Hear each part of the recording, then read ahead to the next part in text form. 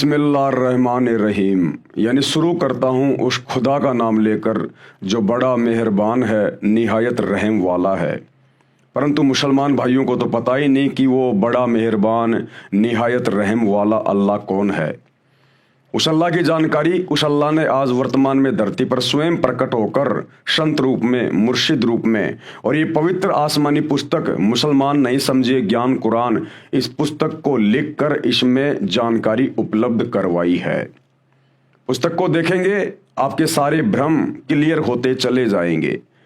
इस पुस्तक के ऊपर आज हमारा ये 5वें नंबर का वीडियो है।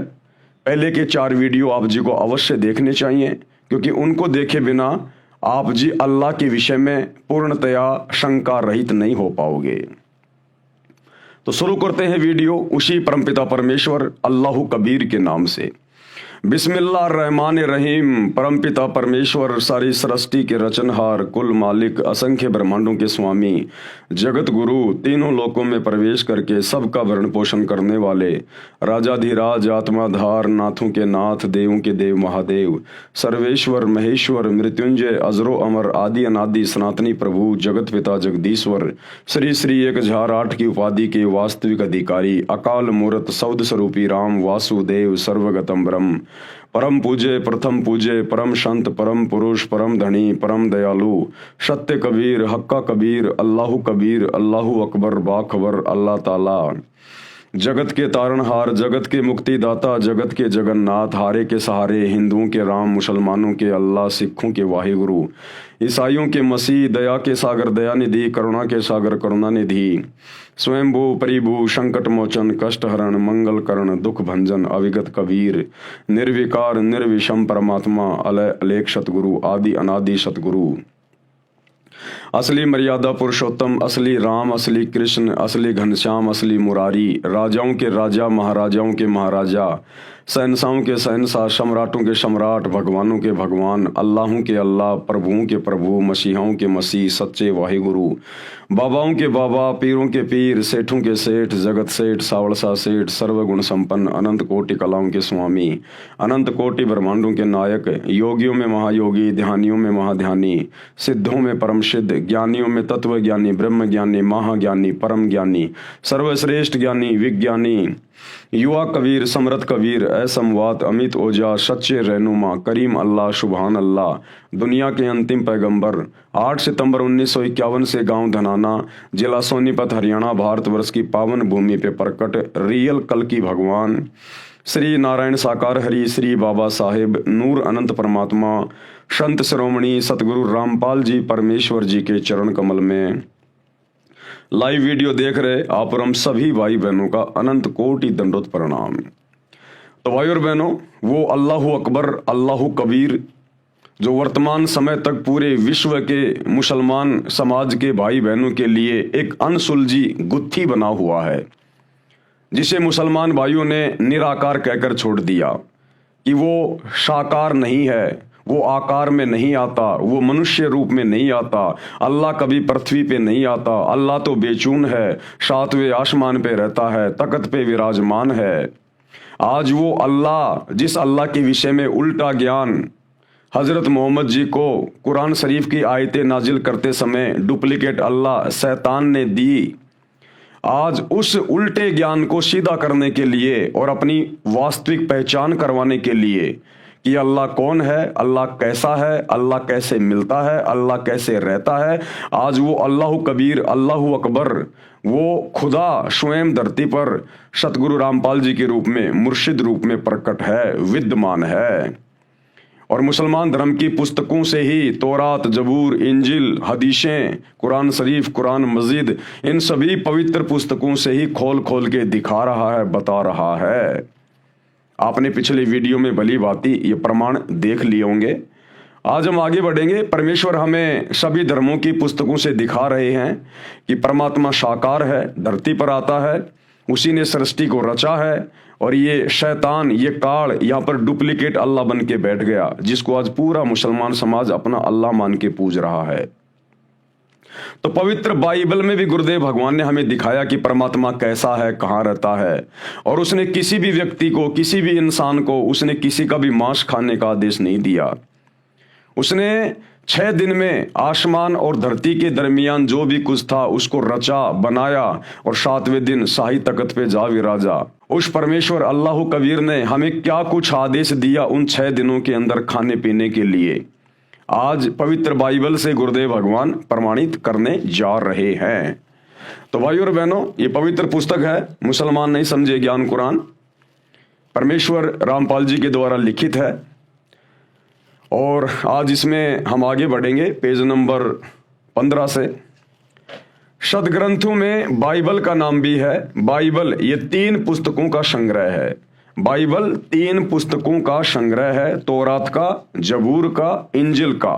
तौरात जो हजरत मूसा जी के ऊपर उतारी गई थी, जबूर हजरत दाऊद के ऊपर उतारी गई थी, और इंजिल ये ईसा जी के ऊपर उतारी गई थी। इन्हीं तीनों पुस्तकों का मिला जुला ज्ञान बाइबल के अंदर है। सदग्रंथों में बाइबल का नाम भी है। बाइबल ये 3 पुस्तकों का संग्रह है। नंबर 1 तौरात, नंबर 2 जबूर, नंबर 3 इंजिल। बाइबल में सबसे पहले सृष्टि की उत्पत्ति की जानकारी है, यानी बाइबल की शुरुआत में ही अध्याय नंबर 1 में सृष्टि उत्पत्ति की जानकारी है, क्रिएशन ऑफ द नेचर। वह तौरात पुस्तक वाली है जिसमें लिखा है कि परमात्मा ने सर्वप्रथम सृष्टि की रचना की। पृथ्वी, सूर्य, आकाश, पशु पक्षी, मनुष्य, नर नारी आदि की रचना परमात्मा ने 6 दिन में की तथा 7वें दिन तख्त पर जा विराजा, यानी सिंहासन पे जाके बैठ गया। अब निराकार क्या बैठेगा कुर्सी पे, सिंहासन पे? जो निराकार है, दिखाई नहीं देता, फिर उसको किसने देखा सिंहासन पर बैठते हुए? तो जो साकार होगा, मनुष्य जैसा होगा, वही तो सिंहासन पे बैठेगा। तो परमात्मा साकार है। सृष्टि रचना अध्याय 1 के श्लोक 26, 27, 28 में यह भी स्पष्ट किया है कि परमात्मा ने मानव को अपने स्वरूप जैसा उत्पन्न किया। इससे सिद्ध हुआ कि परमात्मा भी मनुष्य जैसा नराकार यानी नर आकार। एक होता है निराकार, निराकार का मतलब होता है अदृश्य, जो दिखाई ना दे। एक होता है नराकार यानी नर जैसे आकार का, इंसान जैसे आकार का। तो वो परमात्मा अल्लाह कबीर वो निराकार नहीं, वो नराकार है, नराकार, नर आकार जैसा, इंसान जैसा। आपको थोड़ा सा दिखा देते हैं बाइबल से भाइयों और बहनों, ताकि आपको विश्वास हो। उसके बाद फिर हम आगे बढ़ेंगे, क्योंकि विश्वास कराना बहुत जरूरी है। विश्वास के बिना बात बनेगी नहीं। तो ये पवित्र बाइबल है, आपकी आंखों के सामने है। मैंने अपने घर से नहीं बनाई है, पूरी दुनिया इसी बाइबल को पढ़ती है। पवित्र बाइबल अर्थात पुराना और नया धर्म नियम, ये सब कुछ लिखा हुआ है। The Bible society of India, ये सब कुछ है, आप देख सकते हैं। और बाइबल के अंदर जब हम जाएंगे, शुरुआत में ही बाइबल में, बिल्कुल शुरुआत में सब कुछ क्लियर है। ये देखिए, उत्पत्ति अध्याय, ये बाइबल का उत्पत्ति अध्याय 1, और इसका ये 26, 27 और 28 नंबर इसका ये श्लोक है। 26 में क्या लिखा है? फिर परमेश्वर ने कहा, यानी अल्लाह ने कहा, परमात्मा ने कहा, हम मनुष्य को अपने स्वरूप के अनुसार अपनी समानता में बनाएं। अब बताओ, पूरा ईसाई समाज, पूरा मुस्लिम समाज आंखें बंद करके बैठा हुआ है, और ये सदग्रंथ चीख चीख के कह रहे हैं, चीख चीख के, कि अल्लाह कबीर साकार है, मनुष्य के जैसा है। और उस अल्लाह कबीर ने, उस परमेश्वर ने, परम ईश्वर ने, परमेश्वर का मतलब होता है परम ईश्वर, सबसे बड़ा भगवान, उसने मनुष्यों को अपने जैसा, अपनी समानता में बनाया। साफ साफ कह रहा है परमेश्वर कि हम मनुष्य को अपने समानता में, अपने स्वरूप में बनाएं, यानी मैं इंसान को मेरे जैसा बनाऊंगा। तो बताओ फिर भगवान कैसा हुआ, अल्लाह कबीर कैसा हुआ, वो निराकार कैसे हुआ? वो तो नराकार है, नर आकार में, जिन्होंने अपने जैसा आप और हमें बनाया, स्त्री और पुरुषों को बनाया। साफ साफ गवाही दे रहा है बाइबल, बिल्कुल बाइबल को खोलते ही सबसे पहले। फिर परमेश्वर ने कहा, हम मनुष्य को अपने स्वरूप में, अपने स्वरूप के अनुसार अपनी समानता में बनाएं। और वे समुद्र की मछलियों और आकाश के पक्षियों और घरेलू पशुओं और सारी पृथ्वी पर और सब रेंगने वाले जंतुओं पर जो पृथ्वी पर रेंगते हैं अधिकार रखे। ये बातें बोल के परमेश्वर ने, अल्लाह कबीर ने जानवरों को, पशु पक्षियों को काटने का, खाने का आदेश नहीं दिया। पशु पक्षियों पर, जमीन पर रेंगने वाले जीव जंतुओं पर मनुष्य अधिकार रखेगा। इसका मतलब क्या है? मारना काटना नहीं है, उनको खाना नहीं है, क्योंकि परमेश्वर ने हम मनुष्यों को अपने जैसा बनाया है। इसलिए हमारे अंदर बुद्धि अन्य जानवरों से, पशुओं से, पक्षियों से भिन्न है, सर्वश्रेष्ठ है, अलग है। परमेश्वर ने हमें अन्य पशु पक्षियों की तुलना में बुद्धिमान बनाया। तो परमेश्वर ने कहा कि मनुष्य उनके ऊपर अधिकार रखेगा। अधिकार रखने का मतलब है उनको अपने काम में लेगा। गाय को अपने काम में लेगा, भैंस को अपने काम में लेगा, उसके ऊपर अधिकार रखेगा। वो गाय भैंस उसको दूध देगी, उस दूध से बढ़िया बढ़िया मिष्ठान बनेंगे, दही बनेगा, छाछ बनेगा, घी बनेगा, मिठाइयाँ बनेंगी। गाय और भैंस से जो बच्चे पैदा होंगे वो खेतों में काम आएंगे, हल जोतने में काम आएंगे। गाय का गोबर खेत में खाद के रूप में काम आएगा। इसलिए परमेश्वर ने कहा कि सभी जंतुओं के ऊपर मनुष्य अपना अधिकार रखेगा। ऊंट को अपने अधिकार में रखेगा, खेत में हल जोतने के काम आएगा। परमेश्वर ने किसी को मार कर, काट कर खाने का आदेश नहीं दिया, उनके ऊपर अधिकार रखने का आदेश दिया कि आप उनकी सेवा करना, आप उनको चारा डालना, टाइम पे उनको पानी पिलाना, उनको खाना खिलाना, और फिर उनसे काम लेना। वो तुम्हें दूध देंगे, दही देंगे, हल जोतने के लिए तुम्हारे को वो बछड़ा देंगे, बैल देंगे। ये कहा था परमेश्वर ने। अधिकार रखने का मतलब ये है, उनको मार कर खाने का नहीं। क्या कह रहे हैं, ध्यान से पढ़ो। और वे समुद्र की मछलियों और आकाश के पक्षियों और घरेलू पशुओं और सारी पृथ्वी पर और सब रेंगने वाले जंतुओं पर जो पृथ्वी पर रेंगते हैं अधिकार रखे। 27 में क्या कहा? तब परमेश्वर ने मनुष्यों को अपने स्वरूप के अनुसार उत्पन्न किया। यानी अल्लाह कबीर ने, परमेश्वर ने इंसानों को, नर और नारी को अपने जैसा, अपने स्वरूप में उत्पन्न किया, उनको बनाया। तो बताओ फिर भगवान कैसा हुआ?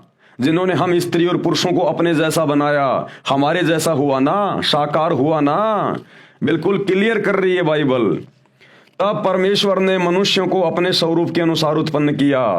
अपने ही स्वरूप के अनुसार परमेश्वर ने उसको उत्पन्न किया, नर और नारी करके उसने मनुष्यों की सृष्टि की, यानी उत्पत्ति की, उनको बनाया नर और नारी।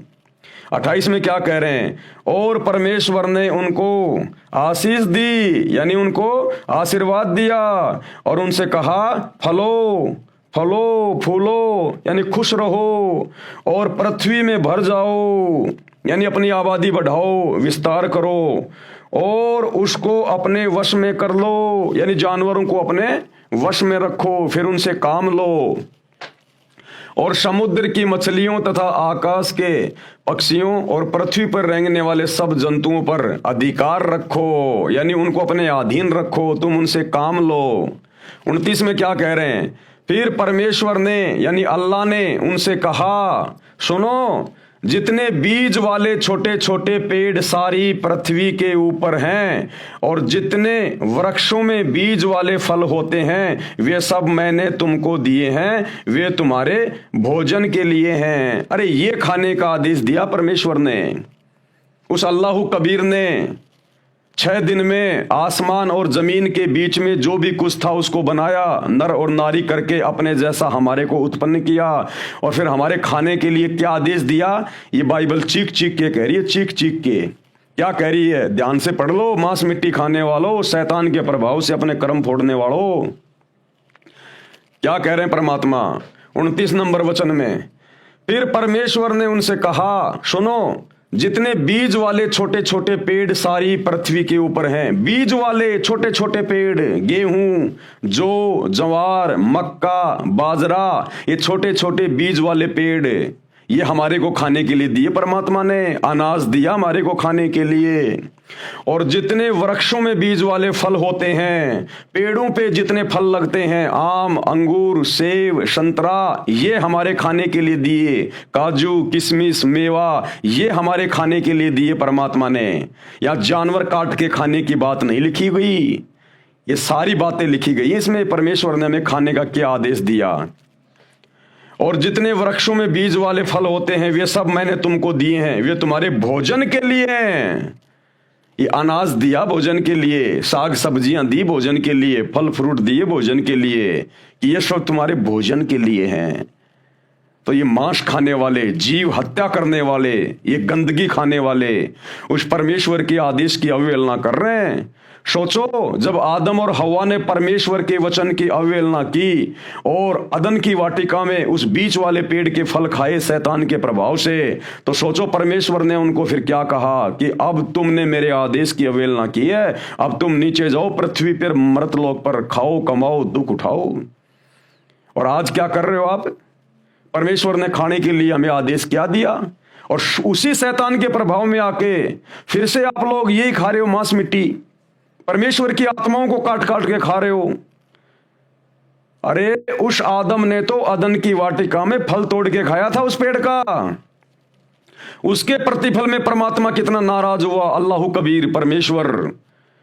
और यहां उसी शैतान के प्रभाव से, जिसे मुसलमान अपना डुप्लीकेट अल्लाह कहते हैं, ईसाई अपना मसीहा कहते हैं, ये शैतान है, काल। ये परमेश्वर के आदेश की अवहेलना करवाता है, हमें दोषी बनवाता है। तो आदम जी ने तो केवल वो फल खाया था, उसमें भी परमेश्वर के आदेश की अवहेलना हो गई, क्योंकि परमात्मा ने मना किया था तो इस वाटिका में जितने भी पेड़ हैं सबके फल खा सकता है, लेकिन वो जो पेड़ है उसके फल नहीं खाएगा। और आदम ने जब वो फल खा लिया, किसी बकरे को नहीं खाया, मुर्गे को नहीं खाया, फल खाया था, उसके प्रतिफल में भी परमात्मा नाराज हुआ, अल्लाह कबीर, और इस मृत लोक में भेज दिया आजीवन दुख उठाने के लिए। और तुम आज यहां उसी शैतान के प्रभाव में आके उस परमेश्वर की रूह को खा रहे हो, आत्माओं को खा रहे हो, मांस को खा रहा है। कितने बड़े दोषी बन रहे हो। इसीलिए तो मुसलमान धर्म में कोई संत पैदा नहीं होता। अरे इसीलिए मुसलमान धर्म में कोई साधु संत महात्मा पैदा नहीं होता, क्योंकि नेक आत्माओं के घरों में नेक आत्माएं उत्पन्न होती हैं। लेकिन मुसलमान धर्म में, ईसाई धर्म में कोई नेक आत्मा रही नहीं। सबने मांस खा खा के साग सब्जी की तरह अपने कर्म बिगाड़ लिए। तो साधु संत भी पैदा होना भूल गए मुसलमान धर्म में, ईसाई धर्म में। हिंदू धर्म में थोड़ी बहुत नेक आत्मा है, इसलिए साधु संत महात्मा हिंदू धर्म में, हिंदू धर्मों में जन्म ले रहे हैं। तो अपने कर्म बिगाड़ो मत भाइयों और बहनों। आप जिन पवित्र पुस्तकों को बिल्कुल क्लियर मानते हो, एथेंटिक मानते हो, प्रमाणित मानते हो, ये मुसलमान धर्म के लोग, ईसाई धर्म के लोग बाइबल को हाथ में ले लेके दुनिया को ये प्रवचन देते हैं, परमेश्वर का ये वचन है, परमेश्वर का वो वचन है, और खुद परमेश्वर के एक भी वचन पे नहीं चल रहे। अब परमेश्वर का क्या वचन है, इसलिए उस परमेश्वर ने, अल्लाह कबीर ने खुद धरती पर संत रूप में आके बताना पड़ता है। ये बाइबल लिखे हुए कितना टाइम हो गया। इस बाइबल को खोलते ही सबसे पहले यही लिखा है कि परमात्मा, परमेश्वर साकार है, मनुष्य के जैसा है। और आज पूरा ईसाई समाज, मुसलमान समाज परमात्मा को बेचैन कह के, फॉर्मलेस कह के, निराकार कह के उससे मुंह फेरे बैठा है। तो क्या खाक वचन पढ़े तुम लोगों ने बाइबल के, कुरान के, कुरान मजीद के, कुरान शरीफ के? क्योंकि वही तो ज्ञान है, उसी शैतान का उतारा हुआ ज्ञान, उसी काल का दिया हुआ ज्ञान है। तुम तो इसको भी ढंग से नहीं समझ पाए। ये ज्ञान भी उस परमेश्वर ने, अल्लाह कबीर ने आज धरती पर आकर बताना पड़ा। और उन्हीं के आदेश से हम आप लोगों को समझा रहे हैं, दिखा रहे हैं कि अब भी आप लोगों की आंखें फूटी पड़ी है भाई और बहनों। तो परमेश्वर ने फल फ्रूट खाने का आदेश दिया। छोटे छोटे बीज वाले पेड़, गेहूं, जौ, ज्वार, मक्का, बाजरा, ये खाने का आदेश दिया। काजू, किशमिश, मेवा, संतरा, आम, अंगूर, ये खाने का आदेश दिया। और हम क्या खा रहे हैं? पेशाबी गंध खा रहे हैं। अरे नर और मादा के संयोग से जो पदार्थ निकलता है उसी से तो वो बच्चा बनता है, अंडा बनता है, मुर्गा बनता है, वो बकरा बनता है। तो पेशाबी गंध खा रहे हो तुम और फिर कहते हो हम बड़े पाक हैं, हम बड़े जो है वो पवित्र हैं। क्या खाक पवित्र हो? तुम्हारे से गंदा तो कोई जान में नहीं होगा। जो पेशाब को खा रहे हैं, पेशाबी गंध खा रहे हैं, उस मैल को खा रहे हैं और ऊपर से परमात्मा के दोषी बन रहे हैं और फिर कहते हैं हम बड़े पाक और पवित्र हैं। ऐसे निकम्मों से जो मांस खाते हैं, चाहे किसी भी धर्म का हो, अल्लाह शोकोस दूर है, शोकोस दूर। विचार करो भाई और बहनों, ये सदग्रंथ क्या कह रहे हैं, जो भक्ति का आधार है। फिर परमेश्वर ने उनसे कहा, सुनो, जितने बीज वाले छोटे छोटे पेड़ सारी पृथ्वी के ऊपर हैं और जितने वृक्षों में बीज वाले फल होते हैं वे सब मैंने तुमको दिए हैं, वे तुम्हारे भोजन के लिए हैं, खाने के लिए हैं। और क्या कह रहे हैं आगे, और जितने पृथ्वी के पशु और आकाश के पक्षी और पृथ्वी पर रेंगने वाले जंतु हैं, जिनमें जीवन का प्राण है, यानी जिनमें आत्मा है, रूह है, श्वासें हैं, उन सब के खाने के लिए मैंने सब हरे हरे छोटे पेड़ दिए हैं। यानी पशु पक्षियों के लिए, जानवरों के लिए मैंने हरे भरे छोटे छोटे पेड़ दिए हैं। यानी ये घास फूस वगैरह ये मैंने जानवरों के लिए बनाया है, खाने के लिए। तो जानवर तो बेचारे अपनी हद में है, लेकिन इंसान बेहदी हो गया, बेहदी। और भाई इसकी सजा भोगनी पड़ेगी। इसलिए तो गधे, कुत्ते, सुअर, एक कुतिया एक बार में 8-8 बच्चे पैदा करती है। क्यों कर रही है? उन्हीं निकम्मों को पैदा कर रही है जो पहले इस मनुष्य शरीर में थे, हिंदू मुसलमान थे, सिख ईसाई थे, मांस काट काट के खा रहे थे, शराब पी रहे थे, शैतान की साधना कर रहे थे। आज उनको अपने कर्म भोगने पड़ रहे हैं उस कुतिया के पेट में आके। एक सुअरी 12-12 बच्चे पैदा करती है। क्यों कर रही है? ये वही इंसान है, वही निकम्मी आत्माएं हैं जिन्होंने परमेश्वर के आदेश की उल्लंघना की, सच्चे खुदा की इबादत नहीं की, शैतान की भक्ति करते रहे, डुप्लीकेट भगवान की भक्ति करते रहे और मांस मिट्टी खाते रहे, नशा करते रहे, चोरी जारी करते रहे, ब्याज लेते रहे, झूठ बोलते रहे। अब वो जानवर के पेट में जन्म ले रहे हैं और कष्ट भोग रहे हैं, दुख भोग रहे हैं। तो परमेश्वर ने तो पशु पक्षियों के लिए खाने को क्या कहा है, क्या दिया है, वो भी सब कुछ बाइबल में लिखा हुआ है। और पृथ्वी पर रेंगने वाले जंतु हैं जिनमें जीवन का प्राण है, उन सब के खाने के लिए मैंने सब हरे हरे छोटे पेड़ दिए हैं। और वैसा ही हो गया। परमेश्वर ने कहा कि जैसा मैंने कहा वैसा ही होता चला गया। पेड़ बन गए, घास फूस बन गए, सब बन गए। तब परमेश्वर ने जो कुछ बनाया था सबको देखा तो क्या देखा कि वह बहुत ही अच्छा है। तब सांझ हुई, फिर भोर हुई और इस प्रकार छठा दिन हो गया। इस प्रकार छठा दिन हो गया। 6 दिन कंप्लीट हो गए। परमेश्वर ने 6 दिन में आसमान और जमीन के दरमियान जो भी कुछ था उसको पैदा किया, उत्पन्न किया। और 7वें दिन वो अल्लाह कबीर, वो परमेश्वर, वो शतलोक के सिंहासन पे जाके बैठ गया। अब परमेश्वर ने 6 दिन में किस किस को क्या आदेश दिया, सब कुछ बाइबल में लिखा हुआ है। किसी को मांस खाने का आदेश नहीं दिया, किसी जानवर को भी मांस खाने का आदेश नहीं दिया परमेश्वर ने। सतयुग में शेर भी मांस नहीं खाता था। गुरुदेव कहते हैं कुछ ऐसे पेड़ हुआ करते थे, उसकी छाल के वो पंजा मार के और वो तरल पदार्थ पिया करता था, घास फूस खाया करता था, पेड़ के पत्ते खाया करता था। शेर भी, सतयुग में जानवर भी मांस नहीं खाते थे। आगे चलकर शैतान के प्रभाव से फिर ये पूरा सिस्टम बिगड़ गया। तो इंसान को मांस खाने का आदेश कैसे देगा? वो कादर अल्लाह, निहायत मेहरबान, रहम दिल अल्लाह। एक आत्मा को दूसरी आत्मा के माध्यम से क्यों कटवाएगा? क्या वो निर्दयी है क्या, अन्यायी है क्या? वो नहीं देगा। तो 6 दिन में परमात्मा ने जमीन और आसमान के बीच में जो भी कुछ था उसको बनाया। इंसानों को क्या खाना है, जानवरों को क्या खाना है, परमेश्वर ने उनको बता भी दिया अपने वचन में, और उनके लिए वो चीजें उसने उत्पन्न भी कर दी। और 7वें दिन वो तख्त पे जा बैठा, वो सबसे बड़ा अल्लाह, सुप्रीम गॉड। अब भाइयों और बहनों, उसके बाद उस परमेश्वर के आदेश देकर शतलोक में सिंहासन पर जाकर बैठने के बाद इस शैतान ने फिर अपने फरिश्ते भेजकर, शैतान ने मुल्ला मौलवियों में कुप्रेरणा करके, भूत की तरह प्रवेश करके, अपने फरिश्तों के माध्यम से फिर इसने जो आदेश दिए हैं, और आगे उन धर्म के लोगों ने फिर मांस खाना जो शुरू किया है, इसमें परमेश्वर का कोई हाथ नहीं है। ये वर्तमान में इन हदीसों के अंदर जो आदेश लिखे हुए हैं, या बाइबल में कहीं कोई आदेश लिखा हुआ है मांस खाने का, ये अल्लाह कबीर का नहीं है, परमेश्वर का नहीं है। उसने तो 6 दिन में सब कुछ बना के, किसको क्या खाना है, क्या पीना है, पूरा आदेश देके 7वें दिन तख्त पे जा बैठा। उसके बाद फिर इस शैतान ने जो झूठे आदेश हदीसों में या अन्य किसी के माध्यम से, फरिश्तों के माध्यम से जो दिलवाए हैं, ये परमेश्वर का आदेश नहीं है। अब यदि कोई मांस खाएगा, नशा करेगा, उल्टे कर्म करेगा, तो सीधा सीधा वो सुप्रीम कोर्ट का दोषी होगा, अल्लाह कबीर का, परमेश्वर का दोषी बनेगा। तो ये अल्लाह अकबर का आदेश नहीं है मांस खाने का। उसने तो 6 दिन में जो आदेश देना था दे दिया, 7वें दिन जाके तख्त पे बैठ गया।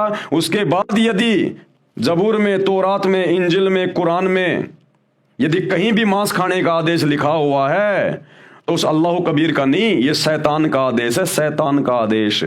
और शैतान के आदेश को मानकर यदि आप मांस खाओगे, उल्टे कर्म करोगे, तो ओरिजिनल अल्लाह के, कादिर अल्लाह के दोषी बनोगे, और भाई जहन्नुम में डाले जाओगे, दोजक की आग में, नरक में 84 लाख योनियों में फिर अपना कर्म भोगने के लिए बारंबार जन्म लेना पड़ेगा। यूं आकाश और पृथ्वी और उनकी सारी सेना का बनाना समाप्त हो गया, और परमेश्वर ने अपना काम जिसे वह करता था 7वें दिन समाप्त किया, और उसने अपने किए हुए सारे काम से 7वें दिन विश्राम किया। और परमेश्वर ने 7वें दिन को आशीष दी और पवित्र ठहराया, क्योंकि उसमें उसने सृष्टि की रचना के अपने सारे काम से विश्राम किया।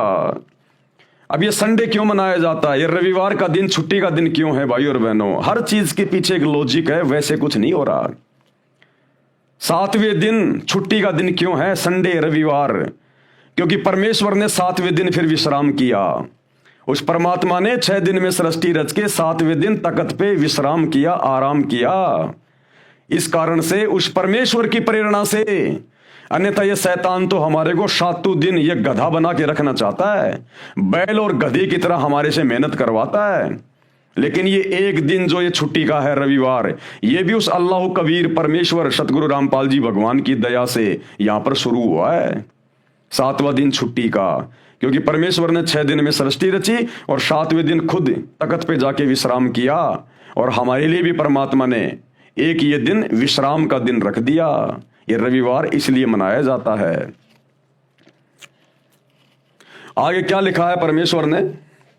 मनुष्य की उत्पत्ति, आकाश और पृथ्वी की उत्पत्ति का वृतांत, आकाश और पृथ्वी की उत्पत्ति का वृतांत, ये वही चल रहा है।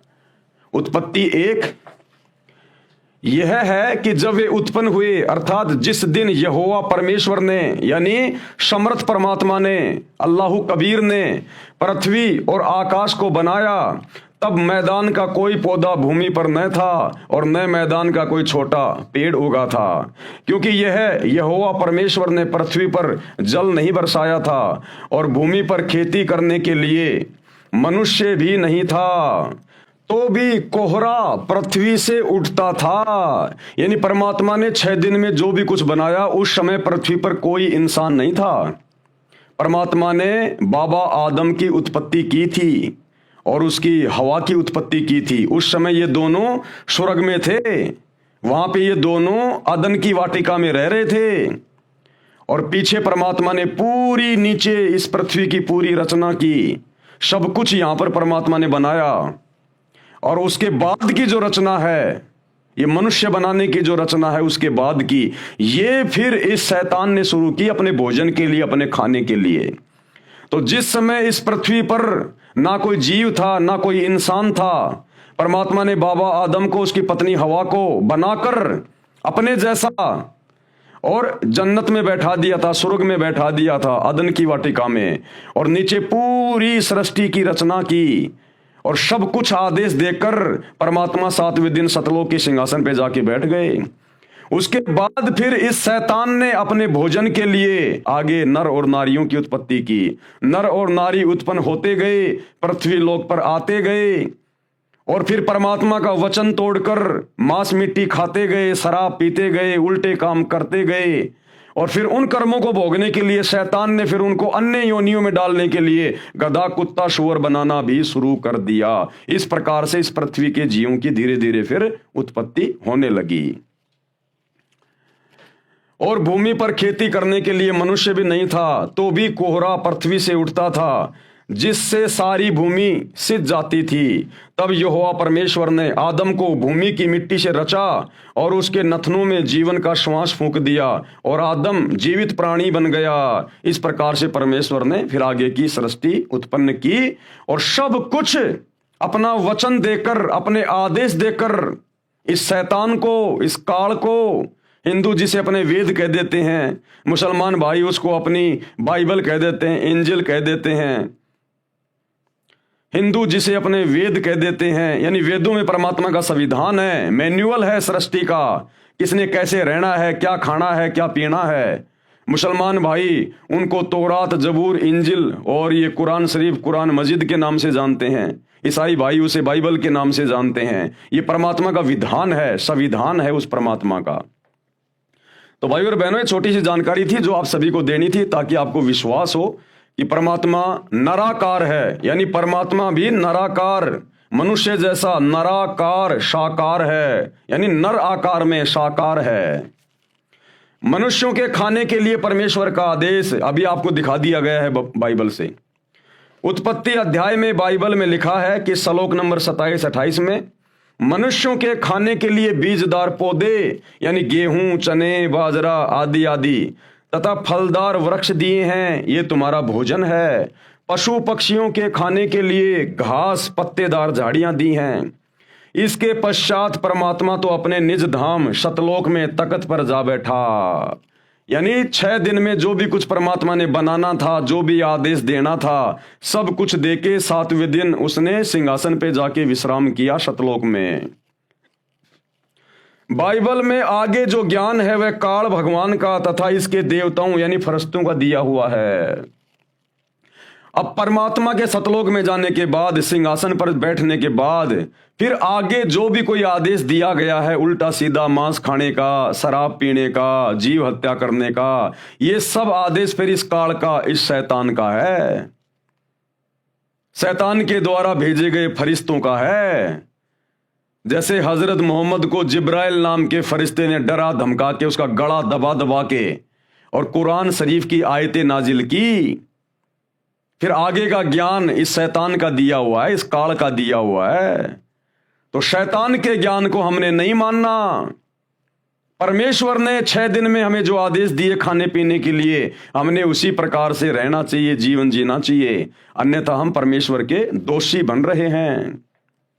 इसके पश्चात परमात्मा तो अपने निज धाम शतलोक में तख्त पर जा बैठा। बाइबल में आगे जो ज्ञान है वह काल भगवान का यानी शैतान का तथा इसके देवताओं यानी फरिश्तों का दिया हुआ है। यदि बाइबल ग्रंथ में आगे चलकर मांस खाने के लिए लिखा है तो वह पूर्ण परमात्मा का आदेश नहीं है, अल्लाह कबीर का आदेश नहीं है, वह किसी अधूरे प्रभु का है। अब ये अधूरा प्रभु कौन है आपको पता चली गया, डुप्लीकेट अल्लाह। अधूरा प्रभु यानी डुप्लीकेट अल्लाह, ये शैतान है, ये काल है। ये फिर जीवों को भ्रमित करता है उनके कर्म फुड़वाने के लिए। पूर्ण परमात्मा यानी कंप्लीट गॉड, उनके आदेश की अवहेलना हो जाने से पाप का भागी बनता है। कौन? इंसान। कुरान शरीफ यानी मजीद, बाइबल के पश्चात सदग्रंथों में कुरान शरीफ का नाम श्रद्धा से लिया जाता है, क्योंकि जब हजरत ईसा के ऊपर इंजिल उतारी गई उसके बाद हजरत मोहम्मद पर कुरान शरीफ यानी कुरान मजीद उतारी गई थी। तो इंजिल के बाद में फिर कुरान शरीफ यानी कुरान मजीद का नंबर आता है। कुरान शरीफ यानी कुरान मजीद बाइबल के पश्चात सदग्रंथों में कुरान शरीफ का नाम श्रद्धा से लिया जाता है। कुरान का ज्ञानदाता भी वही है। कौन? शैतान, जिसने बाइबल का ज्ञान दिया, जिसने ईसा मसीह को बाइबल का ज्ञान दिया, इंजिल का ज्ञान दिया, उसी शैतान ने, उसी काल ने, क्योंकि देखो भाई और बहनों, अल्लाह कबीर ने तो 6 दिन में जो भी कुछ बताना था, आदेश देना था, उसके बाद वो तो सतलोक में जाके सिंहासन पे बैठ गया। उसके बाद में ये जितनी भी आसमानी पुस्तकें उतारी गई हैं पैगंबरों पे, अवतारों पे, तौरात, जबूर, इंजिल, कुरान शरीफ, कुरान मजीद, ये वेदों का ज्ञान, ये गीता का ज्ञान, ये पुराण, ये सब कुछ फिर काल ने दिलवाया, काल ने, शैतान ने, आधा अधूरा ज्ञान। कुरान का ज्ञान दाता भी वही है जिसने बाइबल का ज्ञान दिया, यानी शैतान ने, तथा चारों वेदों और श्रीमद् भगवत गीता का ज्ञान दिया इसी शैतान ने। इसलिए अपने उन पहलुओं को बाइबल में तथा कुरान में नहीं दोहराया जिन पहलुओं का ज्ञान चारों वेदों तथा श्रीमद् भगवत गीता में दिया। क्योंकि सबसे पहले इस ब्रह्म ने, इस काल ने, इस शैतान ने अपने बड़े बेटे ब्रह्मा को, मुसलमान धर्म में जिसको आदम कहा जाता है, इस ब्रह्मा को चारों वेद दे दिए समुद्र मंथन के दौरान। तो चारों वेदों में इसने बहुत कुछ ज्ञान दे दिया, बहुत कुछ इसने बता दिया। फिर बाद में इसने मुसलमान धर्म में पैगंबरों के ऊपर तौरात, जबूर, इंजिल, कुरान मजीद ये नाजिल की। तो इस काल ने, इस शैतान ने फिर वो सारा ज्ञान देना उचित नहीं समझा कि बहुत सारा ज्ञान तो मैंने वेदों में दे ही दिया। फिर थोड़ा थोड़ा ज्ञान इसने आत्माओं को भ्रमित करने के लिए और थोड़ी थोड़ी अल्लाह कबीर की जानकारी मजबूरी वश उसके डर के मारे इसने इन मुसलमान धर्म की पुस्तकों में भी कहीं कहीं पर डाल दी, लेकिन ज्यादातर ज्ञान इसने वेदों में दे दिया अपना। क्या कह रहे परमात्मा? इसलिए उसने उन पहलुओं का बाइबल में तथा कुरान में नहीं दोहराया जिन पहलुओं का ज्ञान चारों वेदों तथा श्रीमद् भगवत गीता में दिया है। उपनिषद ये संख्या में 11 हैं, 11 उपनिषद माने जाते हैं। उपनिषद का ज्ञान किसी ऋषि का अपना अनुभव है। ये जो उपनिषदों का ज्ञान है ना, ये शैतान का दिया हुआ नहीं, वैसे है तो शैतान की प्रेरणा से ही, क्योंकि ऋषि मुनि महात्मा ये सब शैतान की साधना किया करते थे। तो जैसा भी शैतान ने इनको प्रकाश रूप में इनको दर्शन दिए या जैसा भी इनको भक्ति का अनुभव करवाया, उस आधार से इन्होंने अपने अनुभव की पुस्तकें लिख दी। परमात्मा कैसा है, क्योंकि वो शैतान दिखाई देता नहीं, उसने सौगंध खा रखी है। ये लगा लगा के समाधि हजारों साल तक बैठे रहते थे। अंत में सहस्रार कमल में, जहां पर ये काल ज्योति निरंजन रहता है, शैतान रहता है, वहां पर इनकी समाधि चली जाती है। वहां इनको ज्योतियां दिखाई देती है, प्रकाश ही प्रकाश दिखाई देता है। अंत में ये मान लेते हैं कि अल्लाह तो निराकार है, वो तो प्रकाश रूप है, और फिर अपना अनुभव पुस्तकों में लिख देते हैं। तो ये उपनिषदों का जो ज्ञान है, जो संख्या में 11 उपनिषद हैं, इनमें अल्लाह का ज्ञान नहीं है, परमात्मा का ज्ञान नहीं है। ये साधु संत महात्माओं ऋषियों का अपना खुद का भक्ति अनुभव का ज्ञान है। इन उपनिषदों से केवल हम उसी ज्ञान को स्वीकार करेंगे जो ज्ञान वेदों से मेल खाएगा, जो ज्ञान सूक्ष्म वेद से मेल खाएगा, कबीर परमेश्वर के कबीर सागर से मेल खाएगा। इन उपनिषदों से हमने केवल उसी ज्ञान को लेना है। अन्य ज्ञान हमारे किसी काम का नहीं, वो किसी व्यक्ति विशेष का अपना अनुभव है। उपनिषद ये संख्या में 11 माने जाते हैं। उपनिषद का ज्ञान किसी ऋषि का अपना अनुभव है। यदि वह अनुभव वेदों व गीता से नहीं मिलता तो वह व्यर्थ है, बेकार है, उसको ग्रहण नहीं करना चाहिए। इसलिए उपनिषदों को छोड़कर वेदों व गीता के ज्ञान को ग्रहण करना चाहिए, क्योंकि उपनिषदों का अधिकतर ज्ञान वेदों व गीता के ज्ञान के विपरीत है। इसी प्रकार बाइबल तथा कुरान के ज्ञान को समझें कि जो ज्ञान वेदों तथा गीता से मेल नहीं करता उनको ग्रहण नहीं करना चाहिए। यानी मुसलमान धर्म की चारों पुस्तकें, यदि उनका ज्ञान चारों वेदों और गीता से मेल नहीं खाता है तो वो ज्ञान किसी काम का नहीं है, वो शैतान का जबरदस्ती फालतू का ठोका हुआ ज्ञान है। वेदों व गीता में जो ज्ञान सूक्ष्म वेद से नहीं मिलता, अब क्या समझाना चाह रहे हैं परमात्मा भाई और बहनों, थोड़ा सा दिमाग पे जोर डालना। परमात्मा कहना चाह रहे हैं कि जो ज्ञान वेदों से मेल नहीं खाता, जो ज्ञान वेदों से मेल नहीं खाता, वो ज्ञान हमने बिल्कुल भी स्वीकार नहीं करना है। वो चाहे मुसलमान धर्म की चारों पुस्तकों का ज्ञान हो, चाहे 11 उपनिषदों का ज्ञान हो, चाहे 18 पुराणों का ज्ञान हो। जो ज्ञान वेदों से मेल नहीं खाता वो ज्ञान हमने स्वीकार नहीं करना। और जो ज्ञान वेदों का जो ज्ञान सूक्ष्म वेद से मेल नहीं खाता, सूक्ष्म वेद यानी कबीर परमात्मा का ज्ञान, कबीर अल्लाह कबीर की वाणियां, कबीर सागर आदरणीय गरीबदास जी का सदग्रंथ साहिब, जो ज्ञान कबीर सागर से मेल नहीं खाता, कौन सा? वेदों वाला जो ज्ञान और गीता वाला जो ज्ञान सूक्ष्म वेद से मेल नहीं खाता, कबीर सागर से, कबीर परमात्मा की वाणियों से, उनके ज्ञान से मेल नहीं खाता, वो ज्ञान भी हमने नहीं मानना है। क्योंकि सर्वोपरि ज्ञान है सूक्ष्म वेद में। सूक्ष्म वेद यानी वो कबीर परमात्मा धरती पे प्रकट होकर जो ज्ञान देता है फिर उसको लिखवा देता है। जैसे 650 साल पहले आए कबीर दास नाम से, उन्होंने सूक्ष्म वेद लिखवा दिया आदरणीय धर्मदास जी के माध्यम से, कबीर सागर। और 300 साल पहले गांव छुड़ानी जिला झज्जर हरियाणा में आए आदरणीय गरीबदास जी के नाम से, और एक पंडित गोपाल दास जी से उन्होंने सदग्रंथ साहिब की रचना करवा दी जिसमें 24,000 वाणियां हैं। तो ये है सूक्ष्म वेद। काल प्रेरणा से, शैतान प्रेरणा से नकली कबीर पंथियों ने कबीर सागर में भी आगे चल के मिलावट कर दी। इसलिए अल्लाह कबीर ने गरीबदास जी को भेजा, स्वयं आए वो गरीबदास जी के रूप में, लीला की, और दोबारा से उन्होंने सूक्ष्म वेद की रचना की। आज सूक्ष्म वेद से सतगुरु रामपाल जी भगवान हमें पूरा ज्ञान समझा रहे हैं। तो गरीबदास जी की वाणियों में जो ज्ञान है उसमें रत्ती भर भी मिलावट नहीं है, छटांग भर भी प्योर घी है, प्योर घी।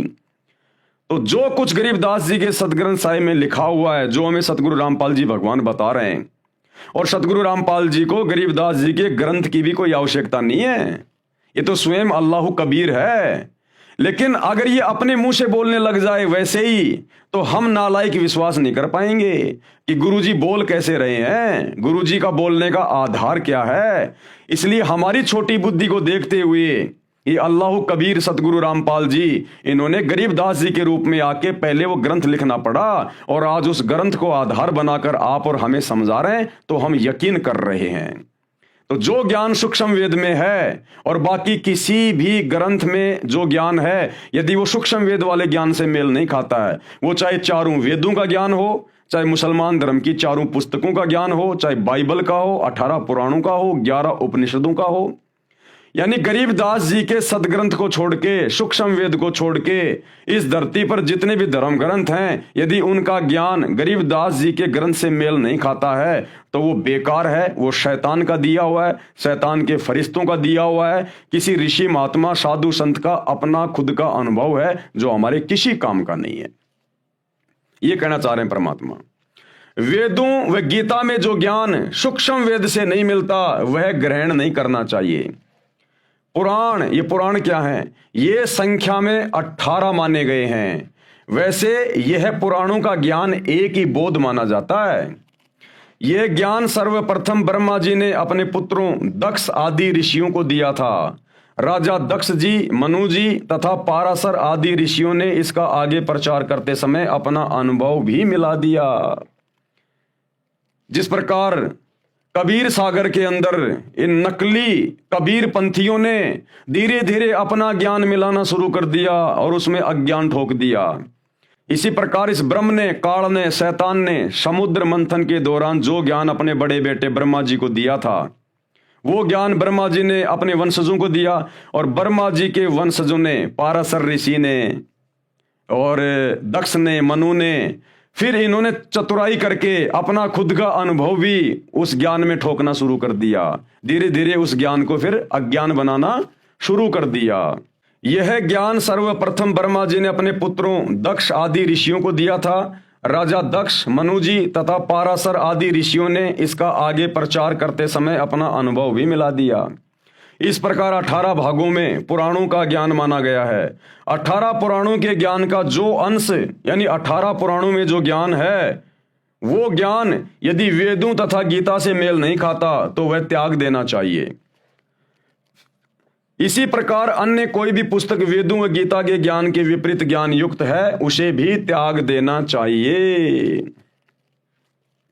गीता अध्याय 18 श्लोक 62 में गीता ज्ञानदाता यानी ये ब्रह्म, ये शैतान, ये काल अर्जुन को कह रहा है कि तू सर्वभाव से उस परमेश्वर की, जो गीता ज्ञानदाता से अलग है यानी शैतान से अलग है, अपने से अन्य परमेश्वर की बात कर रहा है ये शैतान, ये काल, उसकी शरण में जा। उस परमेश्वर की कृपा से ही तू परम शांति तथा सनातन परम धाम यानी सतलोक को प्राप्त हो जाएगा। गीता अध्याय 4 श्लोक 32 में कहा है कि जो ज्ञान सूक्ष्म वेद स्वयं परमात्मा अपने मुख कमल से बोलकर बताता है वह सच्चिदानंद घन ब्रह्म की वाणी कही जाती है, यानी वो कबीर वाणी कही जाती है, कलाम कबीर। उसी को तत्व ज्ञान भी कहते हैं जिसमें परमात्मा ने पूर्ण मोक्ष मार्ग का ज्ञान दिया है। गीता अध्याय 4 श्लोक 34 में कहा है कि उस तत्व ज्ञान को जो कलाम एक कबीर में लिखा हुआ है, कबीर की वाणियों में जो ज्ञान है, सूक्ष्म वेद में जो ज्ञान है, ये शैतान, ये ब्रह्म, ये काल गीता का ज्ञान देते समय श्री कृष्ण जी में भूत की तरह प्रवेश करके अर्जुन को कह रहा है कि उस तत्व ज्ञान को, जो ज्ञान वो कबीर परमात्मा सच्चिदानंद घन ब्रह्म पूर्ण परमेश्वर इस पृथ्वी पर संत रूप में आके देता है, वाणियां बोलता है, सदग्रंथ लिखवाता है, उस ज्ञान को तू किसी तत्वदर्शी संत की शरण में जाकर समझ। जिस प्रकार हजरत मोहम्मद जी को यही शैतान, यही काल है, सूरत फुरकान 25 आयत नंबर 58 से 59 में कह रहा है कि वो अल्लाह जिसने 6 दिन में आसमान और जमीन के बीच में जो भी कुछ था उसको बनाया और 7वें दिन तख्त पे जावे राजा, उसकी जानकारी किसी बाखबर से जा पूछो कि हजरत मोहम्मद मुझे उसकी जानकारी नहीं है पूरी, उसकी इबादत की पूरी जानकारी मेरे पास नहीं है। वो जानकारी तुझे कोई बाखबर बताएगा, यानी उस ज्ञान को जानने वाला। और यही बात ये शैतान, ये काल, ये सबको ऐसे ही भ्रमित रखता है, हिंदुओं को, मुसलमानों को। यही ज्ञान ये शैतान, ये काल गीता का ज्ञान देते समय अर्जुन को कह रहा है अध्याय 4 श्लोक 34 में कि उस तत्व ज्ञान को जो वो परमात्मा स्वयं धरती पे आके बताता है, उस तत्व ज्ञान को तू तत्वदर्शी संतों के पास जाकर समझ। मुसलमान धर्म में तत्वदर्शी संत को कहते हैं बाखबर, इल्म वाला।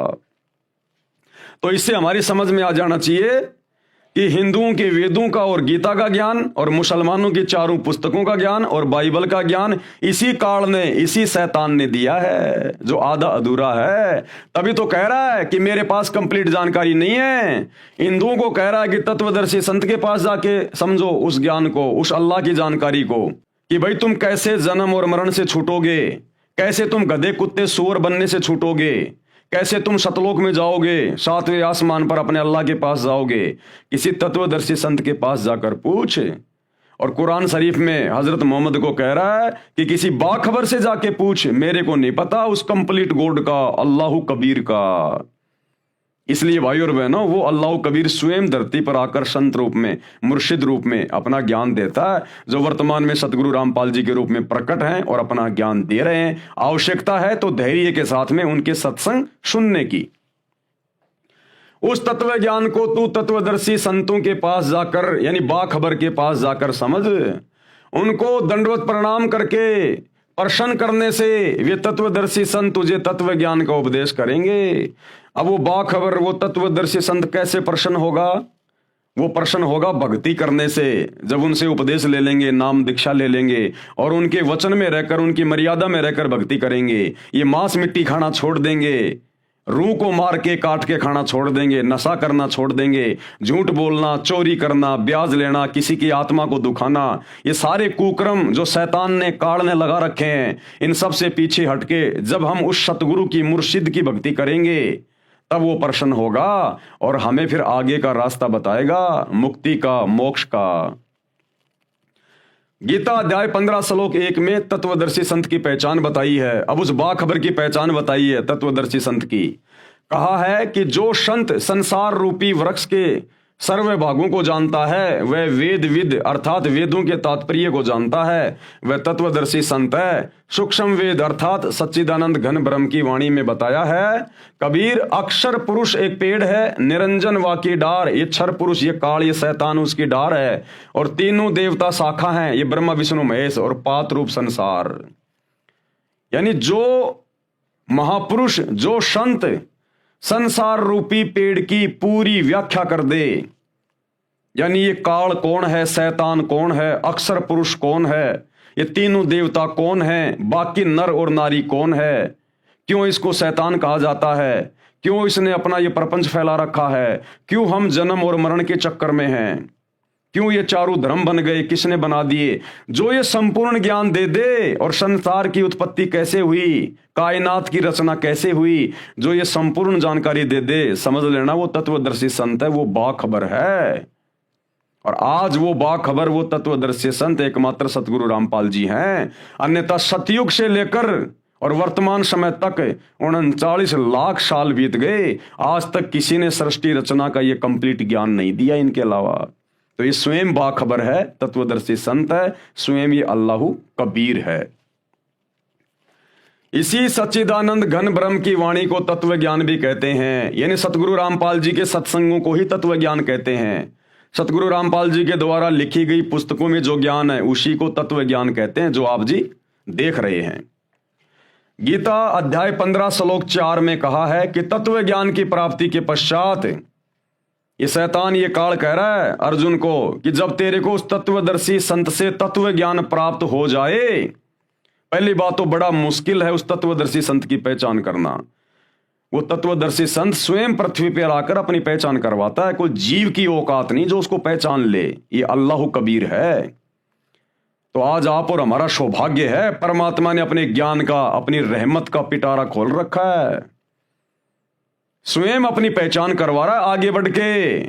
अन्यथा सतयुग से लेकर द्वापर तक साधु संत महात्मा ऋषि मुनि तड़प तड़प के मर गए, जंगलों में जा जाके साधना करके तप करके शरीर गड़ा दिया। शेख फरीद जैसों ने अपना शरीर मिट्टी बना दिया, बाजीद जैसों ने जंगल में गुफाओं में जा जाके साधना की। ऋषि मुनियों की आंखों की पलकें जमीन पे टिक जाया करती थी, इतने समय तक भगवान की खोज में उसकी भक्ति में बैठे रहते थे, घर परिवार छोड़ के, अन्न पानी छोड़ के। लेकिन वो तरीका सही नहीं था, जिस कारण से उनको भी तत्वदर्शी संत नहीं मिला।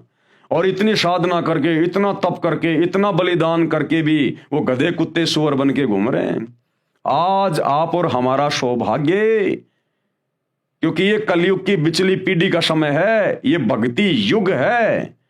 इसी समय परमात्मा धरती पे आता है, अल्लाह कबीर विशेष तौर पर आत्माओं का मोक्ष करने के लिए। तो आज आप और हमारा कितना बड़ा सौभाग्य है, गोल्डन चांस है।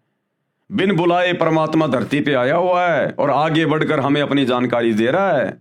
ना जंगल में जाना, ना तप करना, ना भूखा मरना, ना परिवार छोड़ना, इतनी सहज और सरल भक्ति दे रहा है कि भैया ये मंत्रों का जाप करो, अपना धंधा करो, अपने बाल बच्चों के साथ में रहो, ये राम नाम के लड्डू खाओ और अपने बच्चों को भी खिलाओ।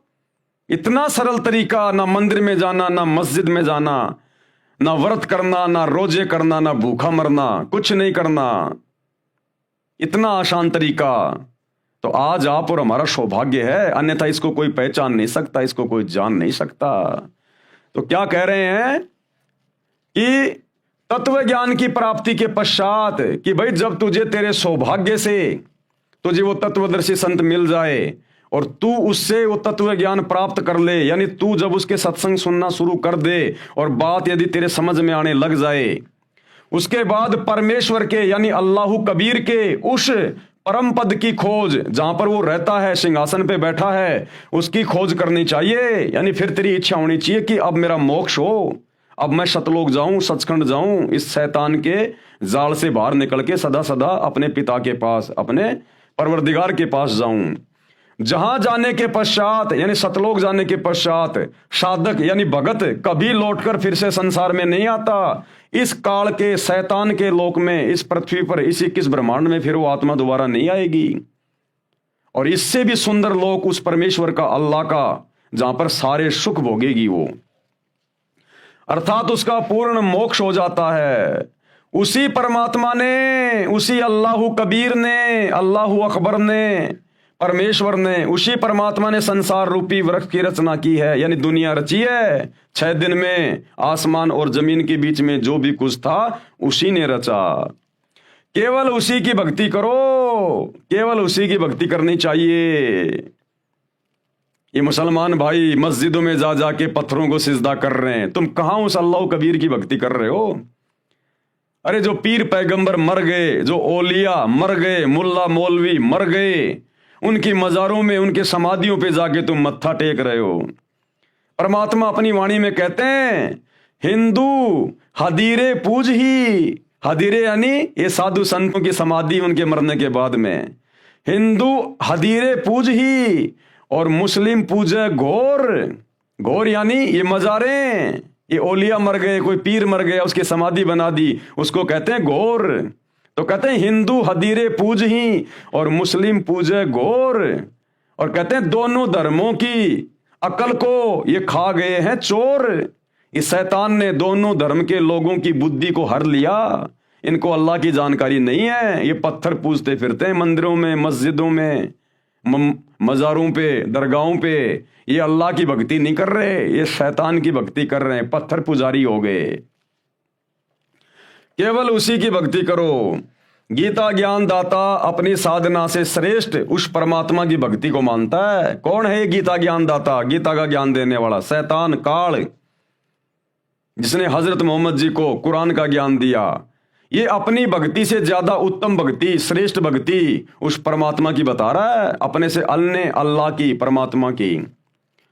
उसी से परमेश्वर का वह परम पद प्राप्त होता है, जिसे प्राप्त करने के बाद जीव का जन्म मृत्यु का चक्कर सदा के लिए समाप्त हो जाता है। यानी उसी अल्लाह कबीर की भक्ति से फिर ये गधे कुत्ते बनने का झंझट समाप्त हो जाता है, नरक में जहन्नुम में जाने का झंझट समाप्त हो जाता है।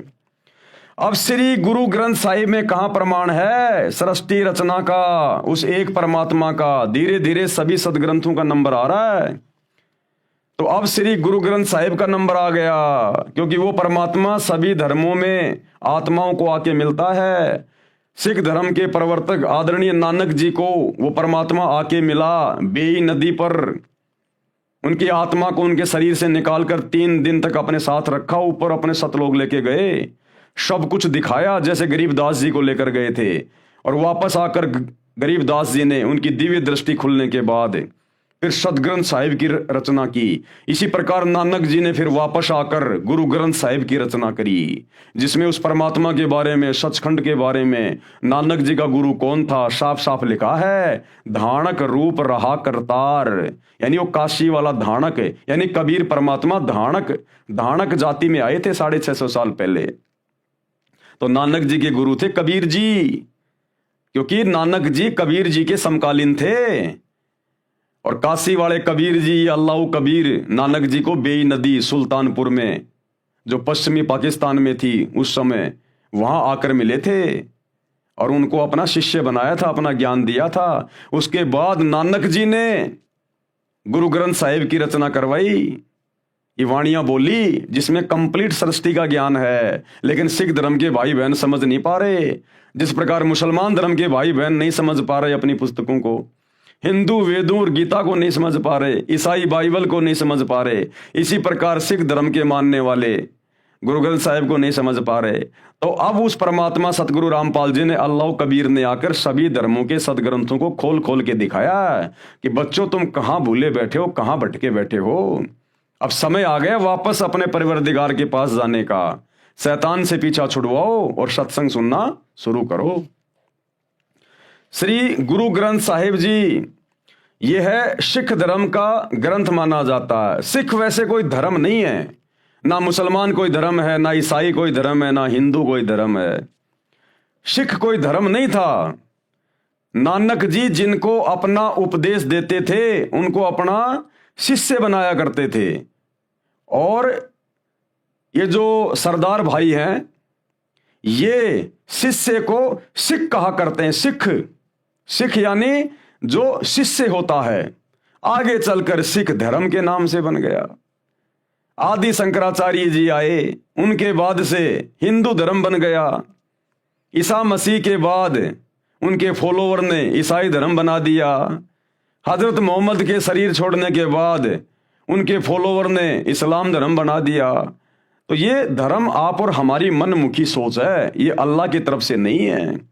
ये शैतान ने सारे सिस्टम खड़े करवाए हैं आप और हमें उलझाने के लिए, क्योंकि इस समय उस अल्लाह ने धरती पर आना था सतगुरु रामपाल जी के रूप में।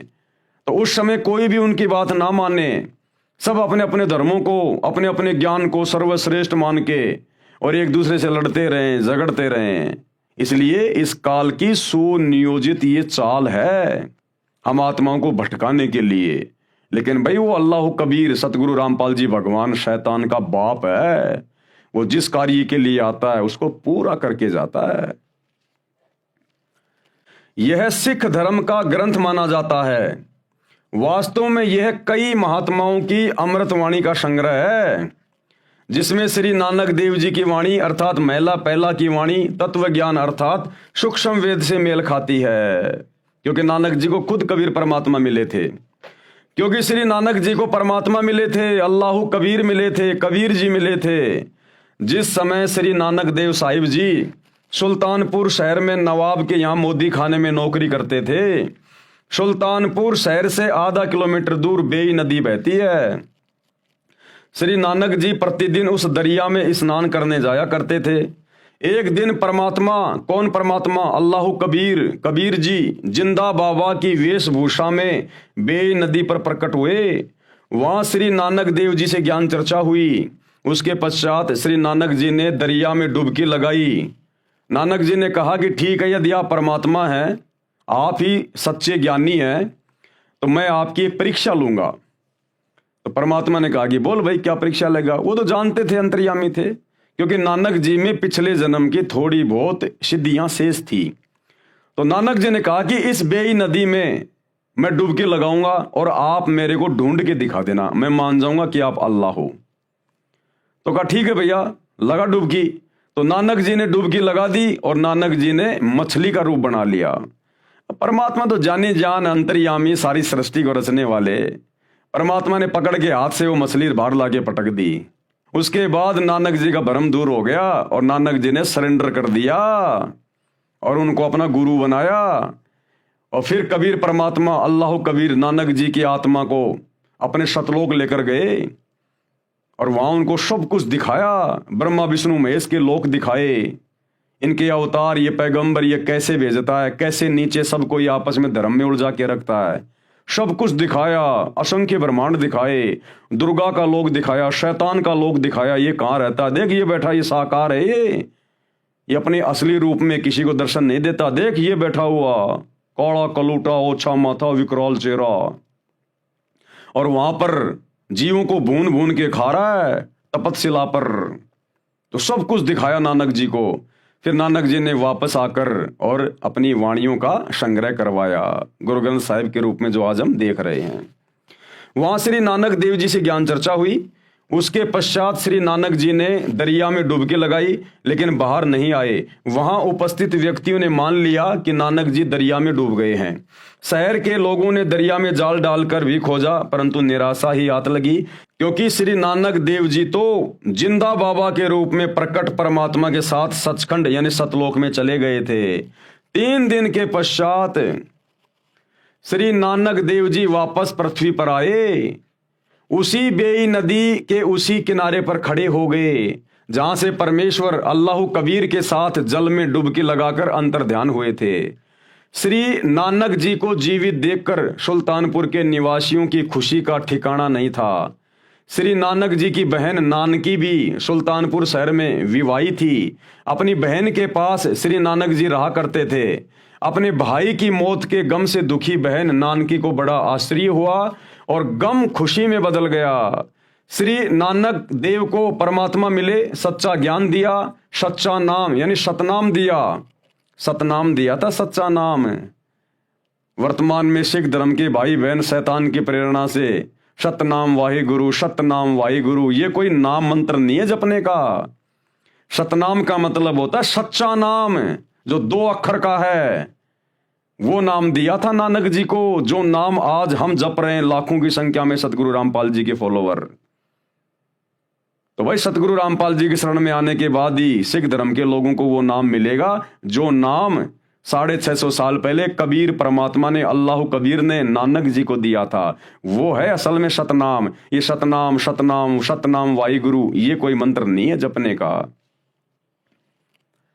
सच्चा नाम मिला, सच्चा ज्ञान मिला, सतनाम मिला।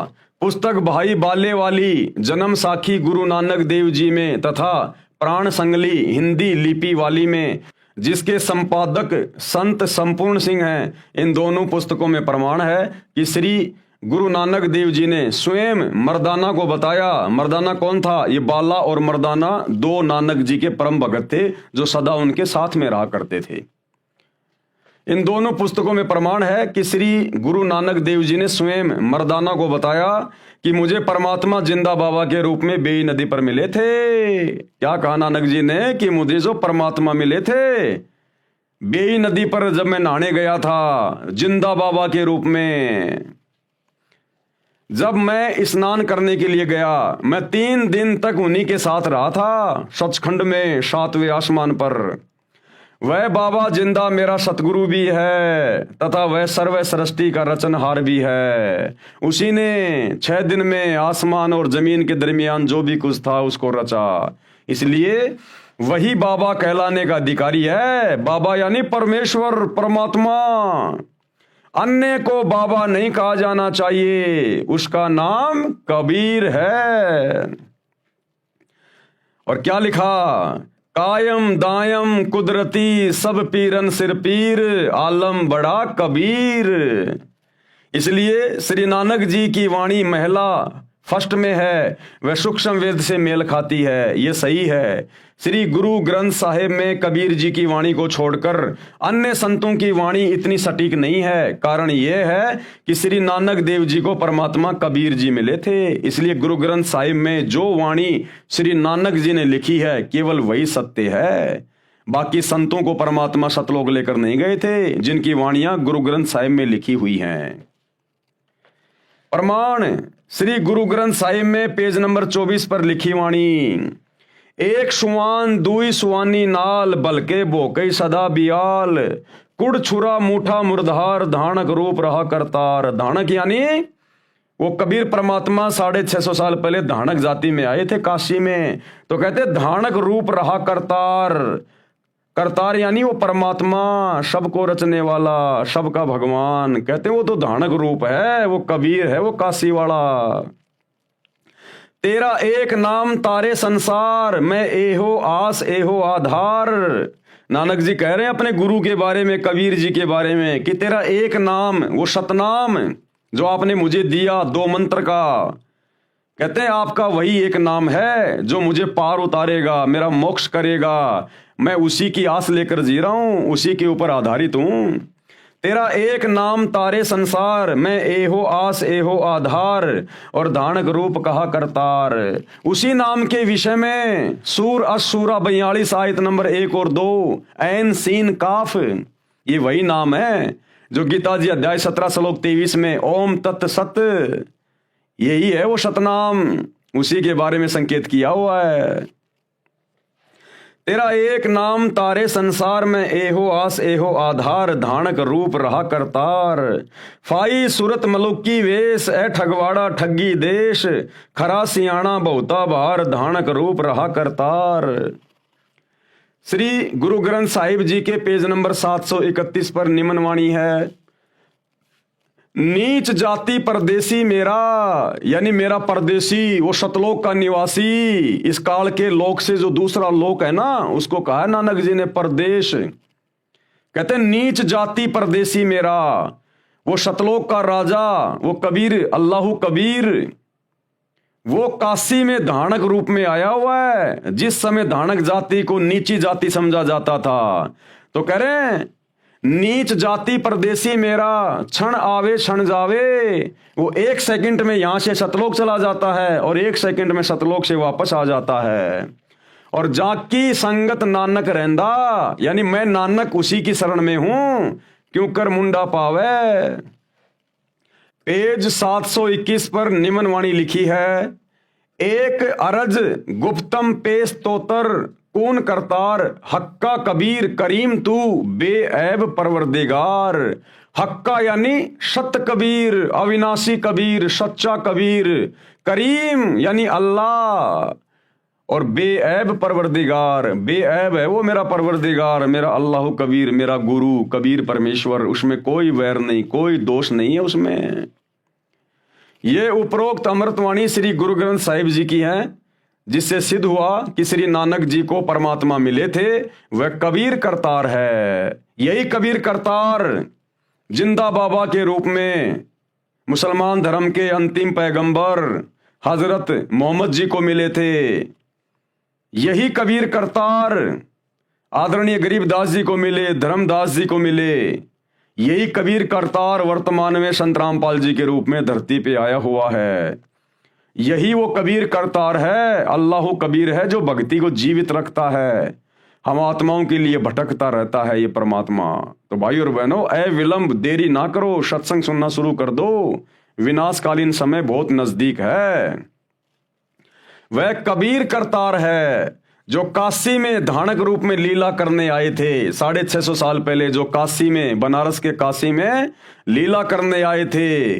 अपने आप को कबीर दास कहा करते थे।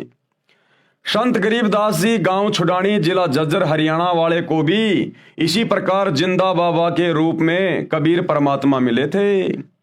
उसी प्रकार सचखंड सतलोक लेकर गए थे, फिर वापस छोड़ा था।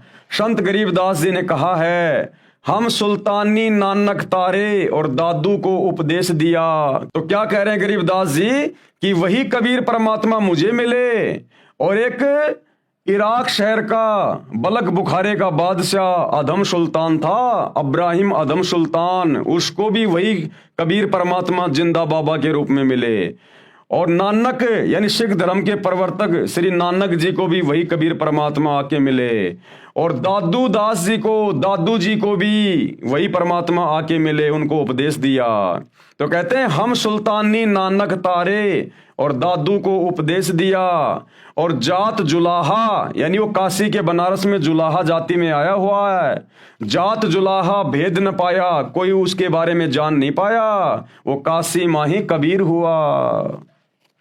गरीब अनंत कोटि ब्रह्मांड का एक रति नहीं भार, उसी कबीर भगवान ने असंख्य ब्रह्मांड बनाए हुए हैं, सूरज चांद सितारे सब कुछ उसी ने बनाए हुए हैं, और उसके लिए एक रति भी भार नहीं है, वजन नहीं है।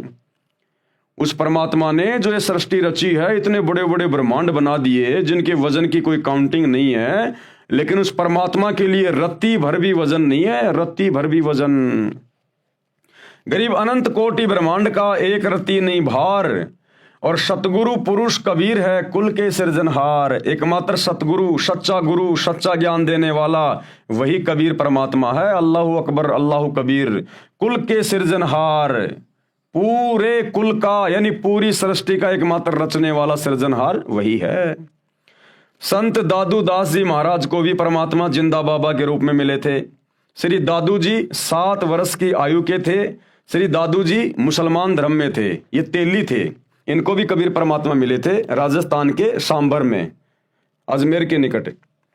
कुछ पुस्तकों में उस समय श्री दादू जी की आयु 11 वर्ष लिखी है। गांव से बाहर बच्चों में खेल रहे थे, परमात्मा उन्हें भी बाबा जिंदा के रूप में मिले थे, सतलोक लेकर गए थे। दादू जी भी 3 दिन रात तक अचेत रहे, क्योंकि परमात्मा शरीर से आत्मा को निकाल कर ले गए थे। फिर सचेत हुए तो परमात्मा कबीर जी की महिमा बताने लगे, और क्या कहा, जिन मोको निज नाम दिया, यानी जिस जिंदा बाबा ने, जिस कबीर जी ने मुझे वो सतनाम दिया, सच्चा नाम दिया, सोए सतगुरु हमार, और दादू दूसरा कोई नहीं, वो कबीर सृजनहार। वही कबीर परमात्मा जिसने सारी सृष्टि को रचा है, उसी ने आकर मुझे यहां पर सच्चा ज्ञान दिया, सच्चा नाम दिया। जिन मोको निज नाम दिया, सोए सतगुरु हमार, और दादू दूसरा कोई नहीं, वो कबीर सृजनहार। दादू नाम कबीर की जय कोई लेवे ओट, यदि कोई उस कबीर परमात्मा का नाम लेकर उसकी शरण में आ जाता है, उसकी ओट में आ जाता है, जो कबीर भगवान वर्तमान में सतगुरु रामपाल जी के रूप में हैं। दादू नाम कबीर की जय कोई लेवे ओट, यानी शरण, अरे उनको कभू लागे नहीं काल बजर की चोट। इस काल की, शैतान की, उसको फिर कभी चोट नहीं लगेगी। ये शैतान फिर उसे कभी दुखी नहीं कर सकता, जन्म मरण में नहीं डाल सकता, गधा कुत्ता नहीं बना सकता। जो एक बार इस कबीर अल्लाह की शरण में आ जाता है, फिर काल की दाढ़ नहीं गलेगी। संत गरीबदास जी ने कहा है, गरीब दादू को सतगुरु मिले, दही पान की पीक, और बूढ़ा बाबा जिसे कहे या दादू की नहीं सीख। गरीब दादू के सिर पर सदा अदली असल कबीर, टक्कर मारी जद मिले फिर सांबर के तीर। संत धर्मदास जी बांधवगढ़ वाले को मिले, यही कबीर भगवान जिंदा बाबा के रूप में आदरणीय धर्मदास जी को बांधवगढ़ वाले को यही कबीर परमात्मा मिले थे जब वो मथुरा में गए हुए थे घूमने के लिए। वो श्री विष्णु जी के पुजारी थे धर्मदास जी, जिन्होंने कबीर सागर लिखा। फिर इस कबीर परमात्मा ने 650 साल पहले जब ये जुलाहा जाति में बनारस के काशी में कबीर दास नाम से आए हुए थे, 120 साल तक परमात्मा ने लीला की, अपना ज्ञान दिया, असंख्य चमत्कार दिए। उसके बाद परमात्मा ने धर्मदास जी के माध्यम से वो 1800 पेज का कबीर सागर लिखवाया, कबीर वाणियां। वे हैं वो धर्मदास जी। संत धर्मदास जी बांधवगढ़ वाले को मिले। महात्मा धर्मदास जी का जन्म पवित्र हिंदू धर्म में गांव बांधवगढ़ मध्य प्रदेश भारत में हुआ था। गुरु जी के आदेश अनुसार यानी कबीर परमात्मा के मिलने से पहले धर्मदास जी ने एक रूपदास नाम का एक वैष्णव संप्रदाय का गुरु बना रखा था। आधी अधूरी भक्ति थी उसके पास में, तो उसने धर्मदास जी को कह रखा था कि आप ऐसे ऐसे तीर्थों की यात्रा किया करो, ऐसे ऐसे दान धर्म किया करो। तो अपने गुरु के आदेश अनुसार धर्मदास जी, जो कि बहुत बड़े सेठ थे, अरबोंपति थे, वो अपने गुरु जी के आदेश से 68 तीर्थों की यात्रा पर घर से निकले हुए थे और मथुरा में गए हुए थे। गुरु जी के आदेश अनुसार तीर्थों का भ्रमण करते हुए धर्मदास जी मथुरा में पहुंचे तो समर्थ परमात्मा, कादिर खुदा, ये कबीर भगवान जिंदा महात्मा के रूप में मिले थे। धर्मदास जी को भी परमात्मा यानी अल्लाह कबीर सतलोक लेकर गए थे और धर्मदास जी को भी परमात्मा सतलोक लेकर गए थे।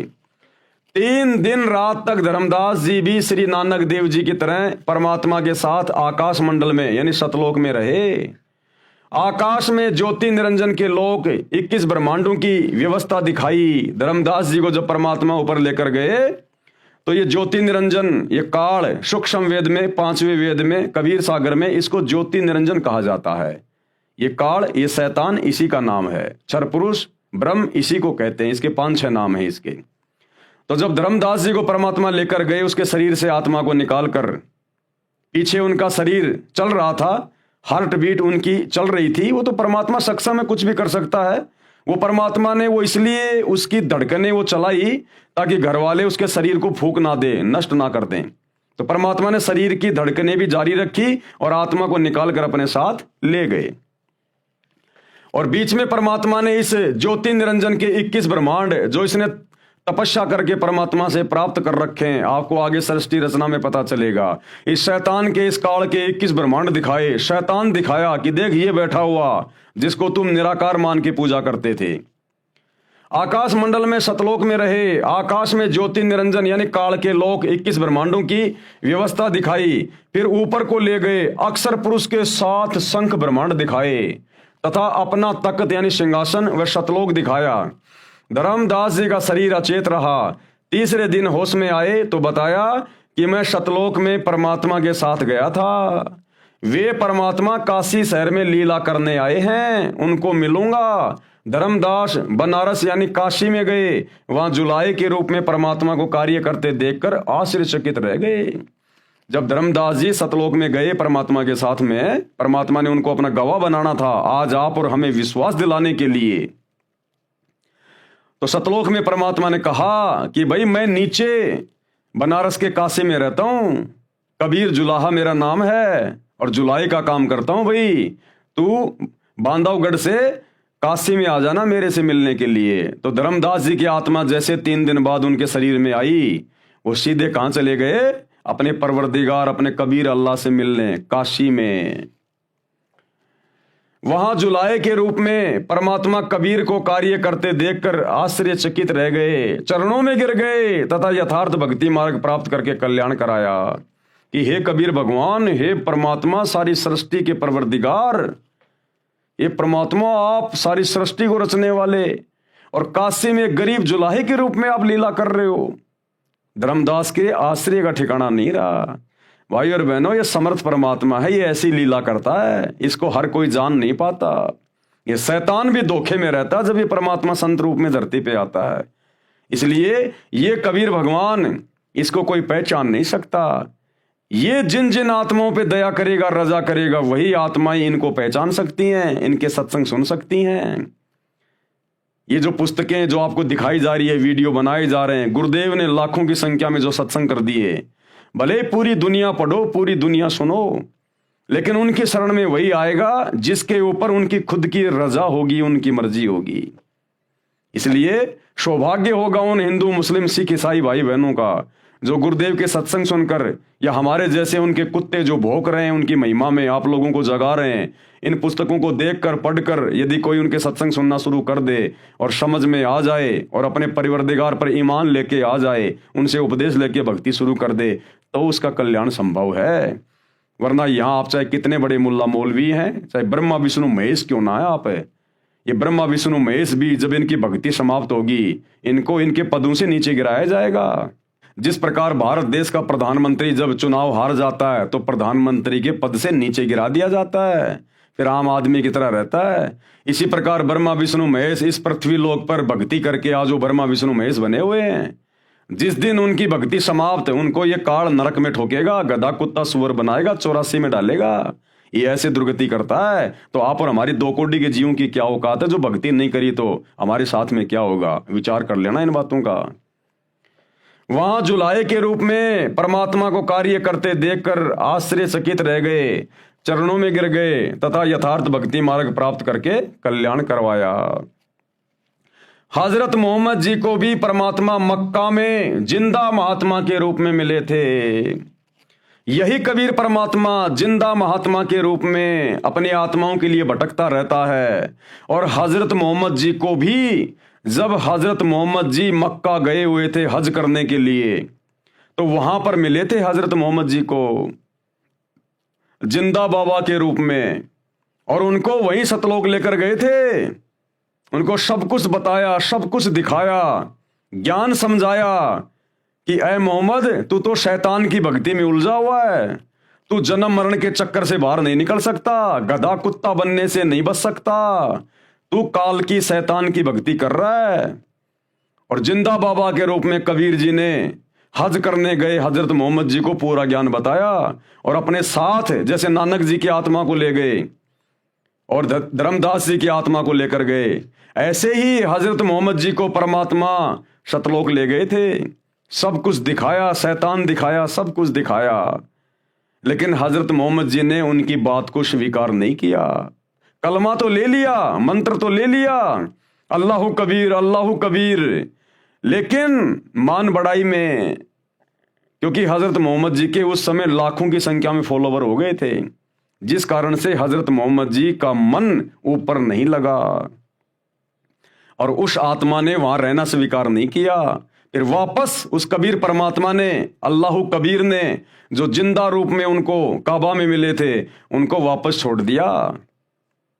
इसलिए तो हजरत मोहम्मद जी को काल कह रहा है सूरत फुरकानी 25 आयत नंबर 52 से 59 में कि ऐ हजरत तुझे जो जिंदा मिला था, जो चैतन्य मिला था, जो कभी मरने वाला नहीं है, वो जिंदा बाबा के रूप में जो तुझे काबा में मिला था, जिसने 6 दिन में आसमान और जमीन के दरमियान जो भी कुछ था वो बनाया और 7वें दिन तख्त पे जा विराजा, उसकी जानकारी किसी बाखबर से जा पूछ कि उसकी भक्ति से मोक्ष होगा। मैं कंप्लीट अल्लाह नहीं हूं, मैं तो डुप्लीकेट हूं। वो है ओरिजिनल सुप्रीम गॉड जो हजरत मोहम्मद जी को जिंदा बाबा के रूप में जब वो हज करने गए थे तो काबा में मिले थे और सारी बातें समझाई थी कि भैया इन मंदिरों में धक्के खाने से कुछ नहीं मिलेगा, ये तो महादेव का मंदिर है, एक हिंदू राजा ने बनवाया था, ये मुसलमान जिसे अपना ये मक्का मदीना कहते हैं, काबा कहते हैं, ये तो शंकर जी का मंदिर है, वहां तो शैतान की पूजा होती है, काल की पूजा। सब कुछ समझाया था हजरत मोहम्मद जी को कि यहां धक्के खाने से कुछ नहीं मिलेगा। हजरत मोहम्मद जी को भी परमात्मा यानी वही कबीर परमेश्वर जो आज सतगुरु रामपाल जी के रूप में आए हुए हैं, मक्का में जिंदा महात्मा के रूप में मिले थे। जिस समय नबी मोहम्मद काबा मस्जिद में हज के लिए गए हुए थे तथा उनको अपने लोक में ले गए जो एक ब्रह्मांड में राजदूत भवन बना हुआ है, यानी इसी 21 ब्रह्मांड में कबीर परमात्मा ने अपना एक मिनी सतलोक बना रखा है। जिस प्रकार प्रत्येक देश में और हर एक देश का राजदूत भवन होता है, इसी प्रकार इस 21 ब्रह्मांड में शैतान के लोक में उस कबीर परमात्मा ने सूक्ष्म रूप में अपना एक मिनी सतलोक सचखंड बना रखा है। वहां लेके गए थे हजरत मोहम्मद जी को कि अगर ये भी मेरी बात मान जाएगा, मेरे ज्ञान को स्वीकार कर लेगा, तो फिर मैं इसको सही भक्ति देके फिर इसको सतलोक भी ले जाऊंगा, लेकिन वो नहीं रहे वहां। परमात्मा कबीर जी ने हजरत मोहम्मद जी को समझाया तथा अपना ज्ञान सुनाया, परंतु हजरत मोहम्मद जी ने परमात्मा के ज्ञान को नहीं स्वीकारा और ना सतलोक में रहने की इच्छा व्यक्त की। इसलिए हजरत मोहम्मद को वापस शरीर में भेज दिया। उस समय हजरत मोहम्मद जी के कई हजार मुसलमान अनुयायी बन चुके थे। अहंकार में फूल गया था, मान बढ़ाई आ गई थी। उनकी महिमा संसार में पूरी गति से फैल रही थी और कुरान के ज्ञान को सर्वोत्तम मान रहे थे। संत गरीबदास जी ने बताया कि कबीर परमेश्वर जी मोहम्मद साहिब जी को ऊपर लोक में ले गए, परंतु वहां नहीं रहा। गरीबदास जी ने कहा है कि कबीर परमेश्वर जी ने बताया है, हम मोहम्मद को सतलोक दीप ले गयो और इच्छा रूपी वहां नहीं रहो, यानी वहां हजरत मोहम्मद जी नहीं रहे। और रोजा बंग नमाज दई रे, बिस्मिल की नहीं बात कही रे। जब कबीर परमात्मा हजरत मोहम्मद जी को ऊपर ले गए अपने मिनी सतलोक में, तो कबीर परमात्मा कह रहे हैं कि मैंने हजरत मोहम्मद जी को बिस्मिल करने की बात नहीं कही, बिस्मिल का आदेश नहीं दिया, मांस खाने का आदेश नहीं दिया। क्या आदेश दिया था इस कबीर परमात्मा ने हजरत मोहम्मद जी को? रोजा बंग और नमाज दई रे, ये करने के लिए कहा था मैंने। बिस्मिल की नहीं बात कही रे, मांस खाने का आदेश नहीं दिया। मारी गऊ शब्द के तीरम। देखो भाई और बहनों, ये इतना दयालु भगवान है। शैतान ने तो कुछ देना ही नहीं था हजरत मोहम्मद को, खाली उल्टा ज्ञान देना था। ये रोजा बंग और नमाज का आदेश भी इसी कबीर परमात्मा सतगुरु रामपाल जी ने हजरत मोहम्मद जी को 1400 साल पहले दिया था, क्योंकि मालिक को पता था कि अभी इनको धर्म से जोड़ के रखना है। जब तक ये वर्तमान का समय नहीं आना था, ये वर्तमान का कलयुग की पिछली पीढ़ी का समय, ये मोक्ष मार्ग है, तो 1400 साल पहले हजरत मोहम्मद जी क्या करते? ये शैतान तो सबको नास्तिक बना देता, भक्ति और भगवान से कोसों दूर कर देता। ये तो भक्ति से धर्म का नामो निशान मिटा देता, धार्मिकता का। इसलिए कबीर परमात्मा, मालिक को पता था कि ये शैतान इस आत्मा को भ्रमित करेगा और अपना जाल फैलाएगा, सबको नास्तिक बनाएगा। तो ये कबीर परमात्मा अल्लाह कबीर भी हजरत मोहम्मद जी को मिले जब वो हज करने गए थे मक्का में।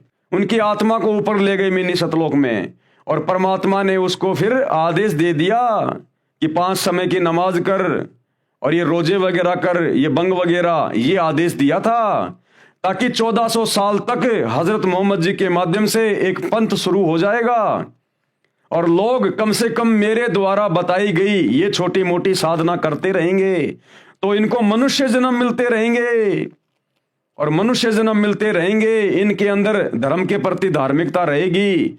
तो फिर कलयुग की पिछली पीढ़ी में 1997 के बाद फिर मैं इनको अपनी जानकारी देकर, जब मैं संत रूप में आऊंगा, संत रामपाल रूप में आऊंगा, उस समय फिर मैं इन आत्माओं को अपनी शरण में ले लूंगा, अपना संदेशा इन तक पहुंचा दूंगा। तो ये सारी दयालुता इस कबीर भगवान की है। तब कहीं जाकर ये मुसलमान धर्म चल रहा है, ये ईसाई धर्म चल रहा है। अगर ईसा मसीह की मौत के बाद, जैसे ईसा मसीह की दुर्गति से मौत हुई, कितना तड़पा तड़पा के शरीर में कीले ठोक ठोक के उनको मारा गया। ईसा मसीह की मौत के बाद इसी कबीर भगवान ने, अल्लाह कबीर ने ईसा मसीह का रूप बनाया और 40 दिन तक रहे, चमत्कार किए। मरियम के भाई लाजर को मुर्दे से जिंदा किया। अगर परमात्मा हजरत ईसा का रूप बना के प्रकट ना होते और वो चमत्कार ना करते 40 दिन तक, तो जिस प्रकार से शैतान ने हजरत ईसा को मृत्यु दंड दिलवाया, उसकी दुर्गति को देखकर आज कोई भी व्यक्ति भक्ति नहीं करता, आज कोई भी ईसाई नहीं होता। सब लोग यही सोचते कि जो ईसा मसीह अपने आप को परमेश्वर का पुत्र कहा करता था, जब उसकी भक्ति करते करते अंत में ऐसी दर्दनाक दुखदायक अकाल मृत्यु हुई है, जानवर से भी बदतर मौत मिली, तो फिर क्या फायदा ये भक्ति करने का? हमें क्या मिलेगा? सब लोग नास्तिक हो जाते। इस शैतान का षड्यंत्र था ये, पूरे समाज को नास्तिक करने का। लेकिन ये कबीर अल्लाह, ये दयालु परमात्मा, इसने फिर हजरत ईसा का रूप बनाया और 40 दिन तक इसने चमत्कार किए, लोगों में भक्ति और भगवान के प्रति आस्था को बनाया। तब कहीं जाकर आज ये ईसाई धर्म एक नंबर पे बना हुआ है। लेकिन अब वो परमेश्वर अल्लाह कबीर स्वयं धरती पे आ गया अपनी ओरिजिनल भक्ति लेके, मोक्ष का मार्ग लेकर। अब यदि ये ईसाई समाज के लोग, मुसलमान समाज के लोग, हिंदू समाज के लोग, सिख समाज के लोग यदि अब इनकी शरण में नहीं आए और सतगुरु रामपाल जी के द्वारा बताई गई सतभक्ति शुरू नहीं की, तो भैया फिर ईसा मसीह जैसी भयंकर दुर्गति होगी, भयंकर दुर्गति। और मरने के बाद तो फिर ये शैतान 84 लाख योनियों में ठोकेगा, गधा कुत्ता शुअर बनाएगा, फिर भयंकर दुर्गति हो जाएगी। तो धार्मिकता को भी ये परमात्मा बना के रखता है। तो हजरत मोहम्मद जी को रोजा, बंक और नमाज ये करने के आदेश भी मिन्नी सतलोक में ले जाकर इसी कबीर परमेश्वर जी ने दिए। और बिस्मिल की नहीं बात कही रे, और मांस खाने का कोई आदेश नहीं दिया। ये मांस खाने का आदेश फिर बाद में शैतान ने अपने फरिश्तों के माध्यम से इन हदीसों में लिखवा दिया। मारी गऊ शब्द के तीरम, ऐसे होते मोहम्मद पीरम। हजरत मोहम्मद जी ने एक बार अपने शब्द से, अपने वचन से एक गाय को मार दिया था। तलवार से नहीं मारा, काटा नहीं था, खाने के लिए नहीं, अपनी शक्ति को प्रदर्शित करने के लिए अपने शब्द से, अपने वचन से, अपने भक्ति से गाय को मार दिया। लेकिन वो गाय हजरत मोहम्मद जी से जिंदा नहीं हुई। जब जिंदा नहीं हुई तो हजरत मोहम्मद ने देखा तेरी तो बेइज्जती हो गई, मामला बिगड़ गया। उसके बाद उसको वो बात याद आई जो कबीर परमात्मा ने उसको बताई थी जब सतलोक लेकर गए थे कि ऐ हजरत मोहम्मद, ये कलमा मैं तेरे को दे रहा हूं, इसका जाप किया कर, अल्लाह कबीर अल्लाह कबीर अल्लाह कबीर। और जब कभी तेरे ऊपर कोई आपत्ति आ जाए तो ये मंत्र बोल के मुझे याद करना, मैं सूक्ष्म रूप में तेरे सामने आ जाऊंगा तेरी मदद के लिए, केवल तेरे को दिखाई दूंगा। तो जब गाय उसने मार दी और बाद में वो जीवित हुई नहीं, हजारों आदमी वहां खड़े हुए हैं। अब हजरत मोहम्मद ने देखा भैया बड़ी मुश्किल से तो ये मुसलमान मैंने तैयार किए हैं और ये तो सारा मामला खराब हो जाएगा, बेइज्जती हो जाएगी, नास्तिक हो जाएंगे सब लोग। उस समय हजरत मोहम्मद जी गुफा में जाकर रोए और बोलने लगे अल्लाह कबीर अल्लाह अकबर अल्लाह कबीर अल्लाह अकबर। तब वो कबीर परमात्मा सूक्ष्म रूप में प्रकट हुए, केवल हजरत मोहम्मद जी को दिखाई दे रहे थे और कहा कि हजरत मोहम्मद, मैं इस गाय को जिंदा कर रहा हूं, लेकिन जिंदा करता हुआ तू दिखाई देगा। ये परमात्मा महिमा का भूखा नहीं है, ये मान बढ़ाई का भूखा नहीं है, ये तो आत्माओं को धर्म से जोड़ के रखना चाहता है। तो फिर उस कबीर परमात्मा ने अपने वचन से सूक्ष्म रूप में गाय को जिंदा किया और लोगों को लगा कि हमारे पीर ने, हमारे नबी ने गाय को जिंदा कर दिया और महिमा बन गई हजरत मोहम्मद जी की। मारी गऊ शब्द के तीरम, यानी शब्द से वो गाय मारी हजरत मोहम्मद ने, ऐसे होते मोहम्मद पीरम। वो तो ऐसी नेक आत्मा थी, उसने कभी खाने के लिए गाय नहीं मारी, बकरी नहीं मारी, मुर्गा नहीं मारा उसने। वो तो बहुत ही दयालु आत्मा थी। शब्द है फिर जीवाई, और फिर वापस अपने वचन से उसको जिंदा किया। किसने? उस कबीर भगवान ने। जीव राख्या मांस नहीं बाख्या, उसको काट के खाया नहीं। ऐसे पीर मोहम्मद भाई, वो तो ऐसी नेक आत्मा, ऐसी पाक और पवित्र आत्मा थी। उसने गाय को शब्द से मार के वापस जिंदा कर दिया। करने वाले तो परमात्मा थे, महिमा उनको दी जा रही है। लेकिन उसके बाद उन्होंने गाय को खाया नहीं, अपनी जिंदगी में नहीं खाया उन्होंने, कभी कोई जानवर नहीं खाया। और जो उनके 1,80,000 जो उनके फॉलोवर थे, उन्होंने कभी गाय को हाथ नहीं लगाया। वो तो ऐसे नेक और पाक थे। ये आज का मुसलमान कहां हजरत मोहम्मद की रीस करेगा? ये नाम लेता है हजरत मोहम्मद का और बकरे काट काट के खा रहा है, हरी सब्जियों की तरह मांस खा रहा है। ये तो अपने नबी की तौहीन कर रहा है, अपने नबी की तौहीन। मारी गऊ ले शब्द तलवार, जीवित हुई नहीं अल्लाह से करी पुकार। शब्द से, वचन से हजरत मोहम्मद जी ने उस गाय को मारा, शब्द रूपी तलवार से, ना कि लोहे की तलवार से। और जीवित हुई नहीं, अल्लाह से करी पुकार। अल्लाह अकबर बोल के, अल्लाह कबीर बोल के वो कलमा पढ़ा फिर, और कबीर परमेश्वर को याद किया। तब हमो, यानी मुझको मोहम्मद ने याद किया रे, शब्द स्वरूप हम बेग गया रे। अल्लाह अकबर बोल बोल के हजरत मोहम्मद ने हमें याद किया। और कबीर परमेश्वर कहते हैं तब हम वहां पर सूक्ष्म रूप में हजरत मोहम्मद के सामने प्रकट हुए। तब हमों यानी मुझको मोहम्मद ने याद किया रे, शब्द स्वरूप हम बेग गया रे, तुरंत पहुंच गए। मुई गऊ हमने तुरंत जिवाई, मुई यानी वो मरी हुई गाय हमने तुरंत जिंदा कर दी सूक्ष्म रूप में। तब मोहम्मद के निश्चय आई, तब मोहम्मद को विश्वास हुआ कि ये अल्लाह जो मुझे जिंदा बाबा के रूप में मिला था, जो मुझे सतलोक लेकर गया था, ये वास्तव में अल्लाह कबीर है, ये समर्थ है, यही परमात्मा है।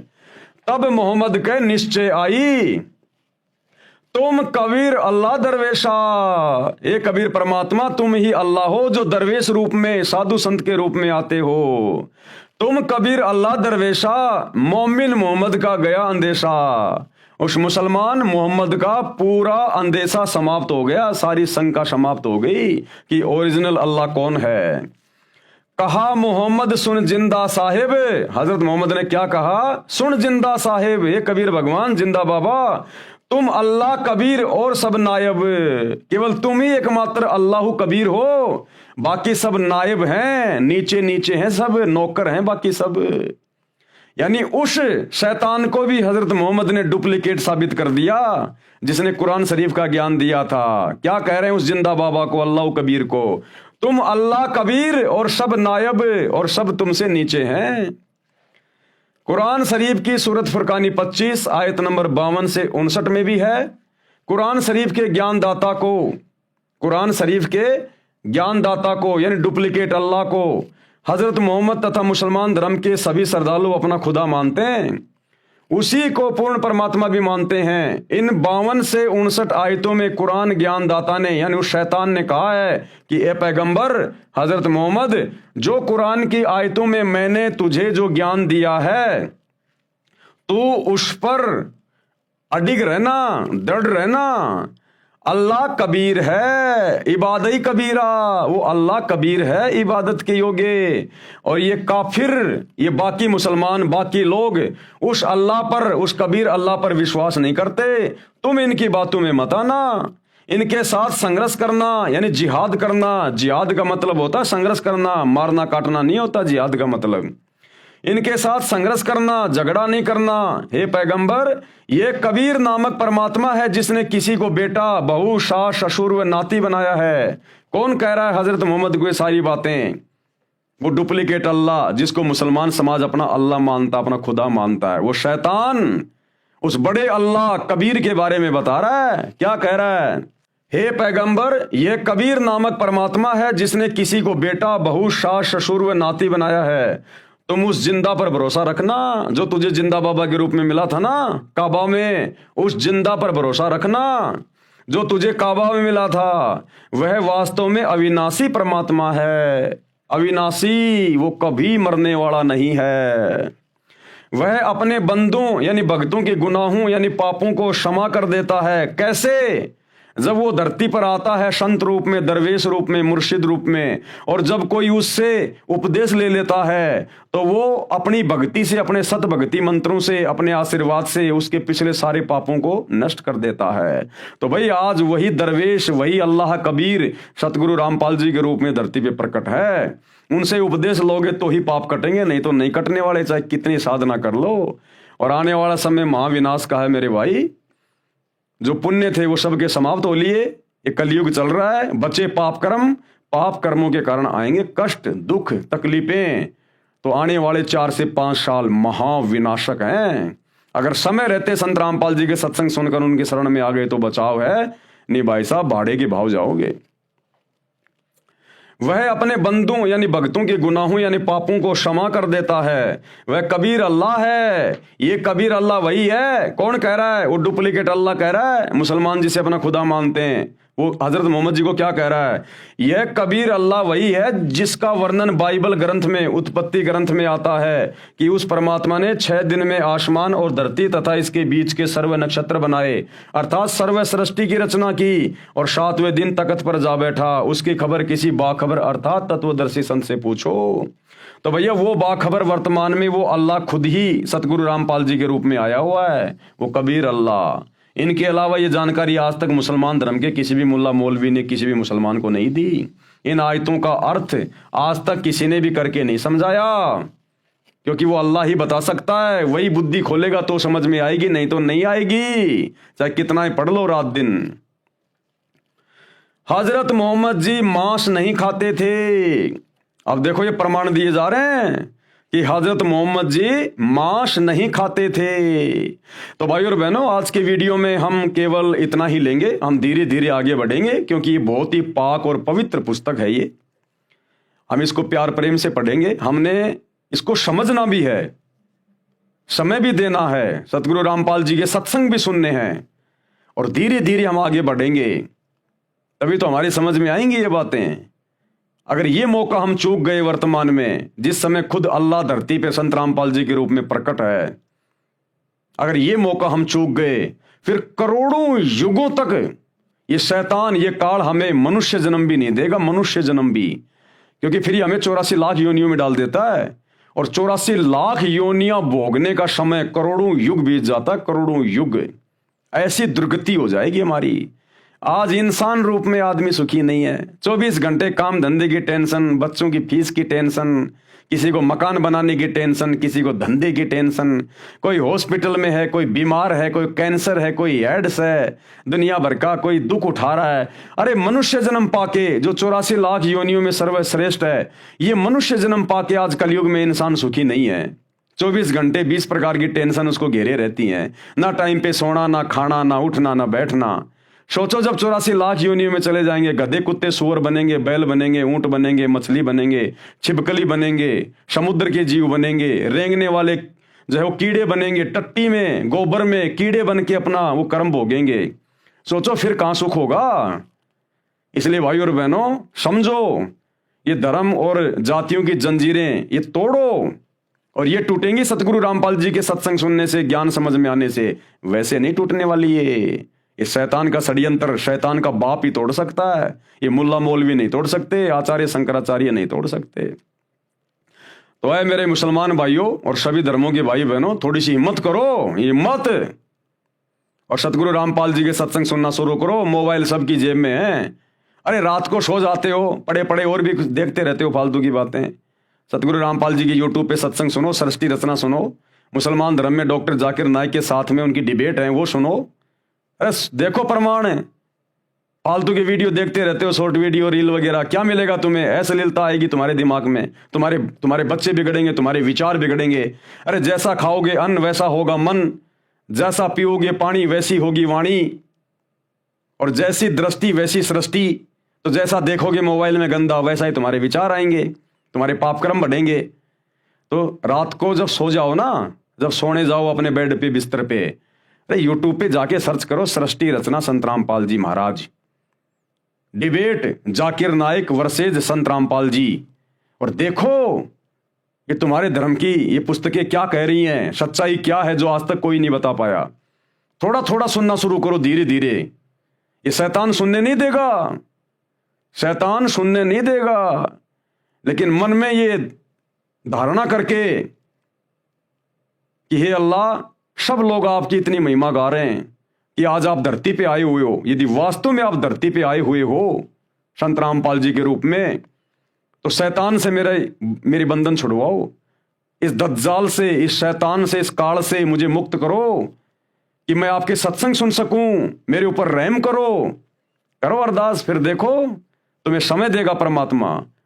इतनी अरदास करने मात्र से, और जिस दिन आप लोग उनके सत्संग सुनना शुरू कर देंगे, रोजाना अगर आधी घंटे भी सुनेंगे, भले कान में लीड लगा के सुनो, अगर कोई दूसरे मुसलमान से अगर आपको ये डर लगता है तो रात को सोते समय सुन लो। जिस दिन से आप मुसलमान भाइयों ने अगर सतगुरु रामपाल जी के सत्संग भी सुनने शुरू कर दिए और ये मांस खाना छोड़ दिया, उसी दिन देख लेना आपके काम धंधे में वो बरकत मिलेगी आपको, जो आप दिन रात थूक बिलो के भी लोगों के आगे हाथ जोड़ जोड़ के भी नहीं ले पा रहे। ये वो बरकत देना शुरू कर देगा ये परमात्मा। बस मांस खाना छोड़ो और संत रामपाल जी के सत्संग सुनो, और 1 महीना सत्संग सुनो, 1 महीना। उसके बाद तुम्हें लगे कि मैंने इनके शरण में जाना चाहिए तो ठीक है, नहीं तो भैया अपना वो काम करते रहो जो तुम कर रहे हो, तुम्हें कोई मना नहीं कर रहा। एक बार आजमा के तो देखो, प्रैक्टिकल तो देखो। अरे तुम्हारी क्या यारी दोस्ती रिश्तेदारी थी भाई, तुम्हारे माँ बाप ने जो भक्ति साधना की तुमने देखा, तुम भी वही करने लग गए। अगर कोई मुसलमान हिंदू धर्म में होता, भाई आजकल जैसे बहुत सारी लड़कियां हैं बच्चे पैदा करके छोड़ जाती हैं शादी से पहले। सोचो किसी मुसलमान धर्म की लड़की ने बच्चे पैदा करके किसी पार्क में छोड़ दिया और वो बच्चा कोई हिंदू ले गया अपने घर पे। वो पैदा हुआ मुसलमान धर्म की औरत से और आगे उसका पालन पोषण हुआ एक हिंदू परिवार में, तो वो लड़का तो वही करेगा जो हिंदू परिवार करेगा। वो लड़का तो वही सब कुछ करेगा जो वो हिंदू परिवार करेगा, वही भक्ति करेगा, वही सारा सब कुछ करेगा। तो जैसा आप लोगों ने अपने बाप दादा से, अपने पिताजी से, अपने परिवार में बचपन से देखा है, आप वही तो भक्ति करने लग गए। और आपको क्या पता था कौन अल्लाह है, क्या भक्ति है, क्या कुछ नहीं है। अगर आपके माता पिता मांस नहीं खा रहे होते तो आप भी नहीं खाते। आपके माता पिता जब से आपने आंख खोली वो मांस खाते हुए दिखाई दिए, तो आपके लिए तो हरी सब्जी हो गई मांस। तो थोड़ा सा अपने शास्त्रों को भी देखो भाई। माता पिता के हिसाब से चलने से बात नहीं बनेगी, थोड़ा शास्त्रों के हिसाब से चलो, क्योंकि भक्ति का विधान शास्त्रों में है, माता पिता के पास नहीं होता। तो एक बार शुरू करो सत्संग सुनना भाई और बहनों, नहीं तो बहुत बहुत भयंकर दुर्गति करवा बैठोगे, बहुत भयंकर यहां भी, और मरने के बाद तो शैतान 84 लाख योनियों में और नरक में डालेगा। वो किसी के साथ भेदभाव नहीं करता। वो हिंदू मुसलमान सिख ईसाई नहीं देखता, वो देखता है भक्ति और कर्म। और भक्ति और कर्म के मामले में पूरा मुसलमान समाज, पूरा हिंदू समाज डूबा हुआ है। तो हमारी प्रार्थना है, विनती आप लोगों से, इस पुस्तक के ऊपर अभी तक ये 5वां वीडियो है, तकरीबन 35-40 वीडियो बनेंगे। अगर आप देख लोगे, और खाली ये मेरे वीडियो देखने से बात नहीं बनेगी, सतगुरु रामपाल जी के सत्संग सुनना शुरू करो। उनकी आवाज में, उनके वचन में वो शक्ति है, वो पावर है। वो अंदर जाकर रिएक्शन करना शुरू करेगी उनकी आवाज। वो पूर्ण संत है, अल्लाह कबीर है, उनके वचन में पावर है, शब्द में। तुम्हारा हृदय परिवर्तन कर देगी, चेंज कर देगी। तभी तो तुम्हारे घर में, तुम्हारे धंधे में वो बरकत दिखाई देगी तुम्हें, जब उनके सत्संग सुनना शुरू करोगे। काम धंधे पे, अगर काम धंधा तुम्हारा जहां भी है, व्यापार, बिजनेस, दुकान, वहां अगर तुम सत्संग सुनोगे तो वहां तुम्हें बरकत मिलेगी। घर में सत्संग सुनोगे, तुम्हारे घर में जो है वो बरकत मिलेगी। कोई बीमार है वो स्वस्थ होना शुरू हो जाएगा। घर में लड़ाई झगड़ा है, धीरे धीरे ठीक होना शुरू हो जाएगा। एक बार शुरू तो करो, देखो तो सही, आजमा लो, क्या दिक्कत है। कोई पैसे थोड़ी लग रहे हैं, जेब में तुम्हारे मोबाइल है, खाली सत्संग सुनने यूट्यूब पे जाके एक बार देख लो प्रैक्टिकल करके, महीना 2 महीना, कोई बात बने तो ठीक है, नहीं तो फिर ठीक है, काटते रहो अपने बकरे मुर्गे जैसा भी तुम कर रहे हो भाई। तो हमारी तो इतनी सी अरदास है, इतनी सी विनती है। तो आज के वीडियो में केवल इतना ही। कल रात्रि 8 बजे सभी भाई बहन फिर से लाइव जुड़िए। तब तक ये कबीर परमात्मा, सतगुरु रामपाल जी भगवान हम सबको आज्ञा दें, इजाजत दें, आशीर्वाद दें। बंदी छोड़ अल्लाह कबीर, सतगुरु रामपाल जी भगवान की जय हो।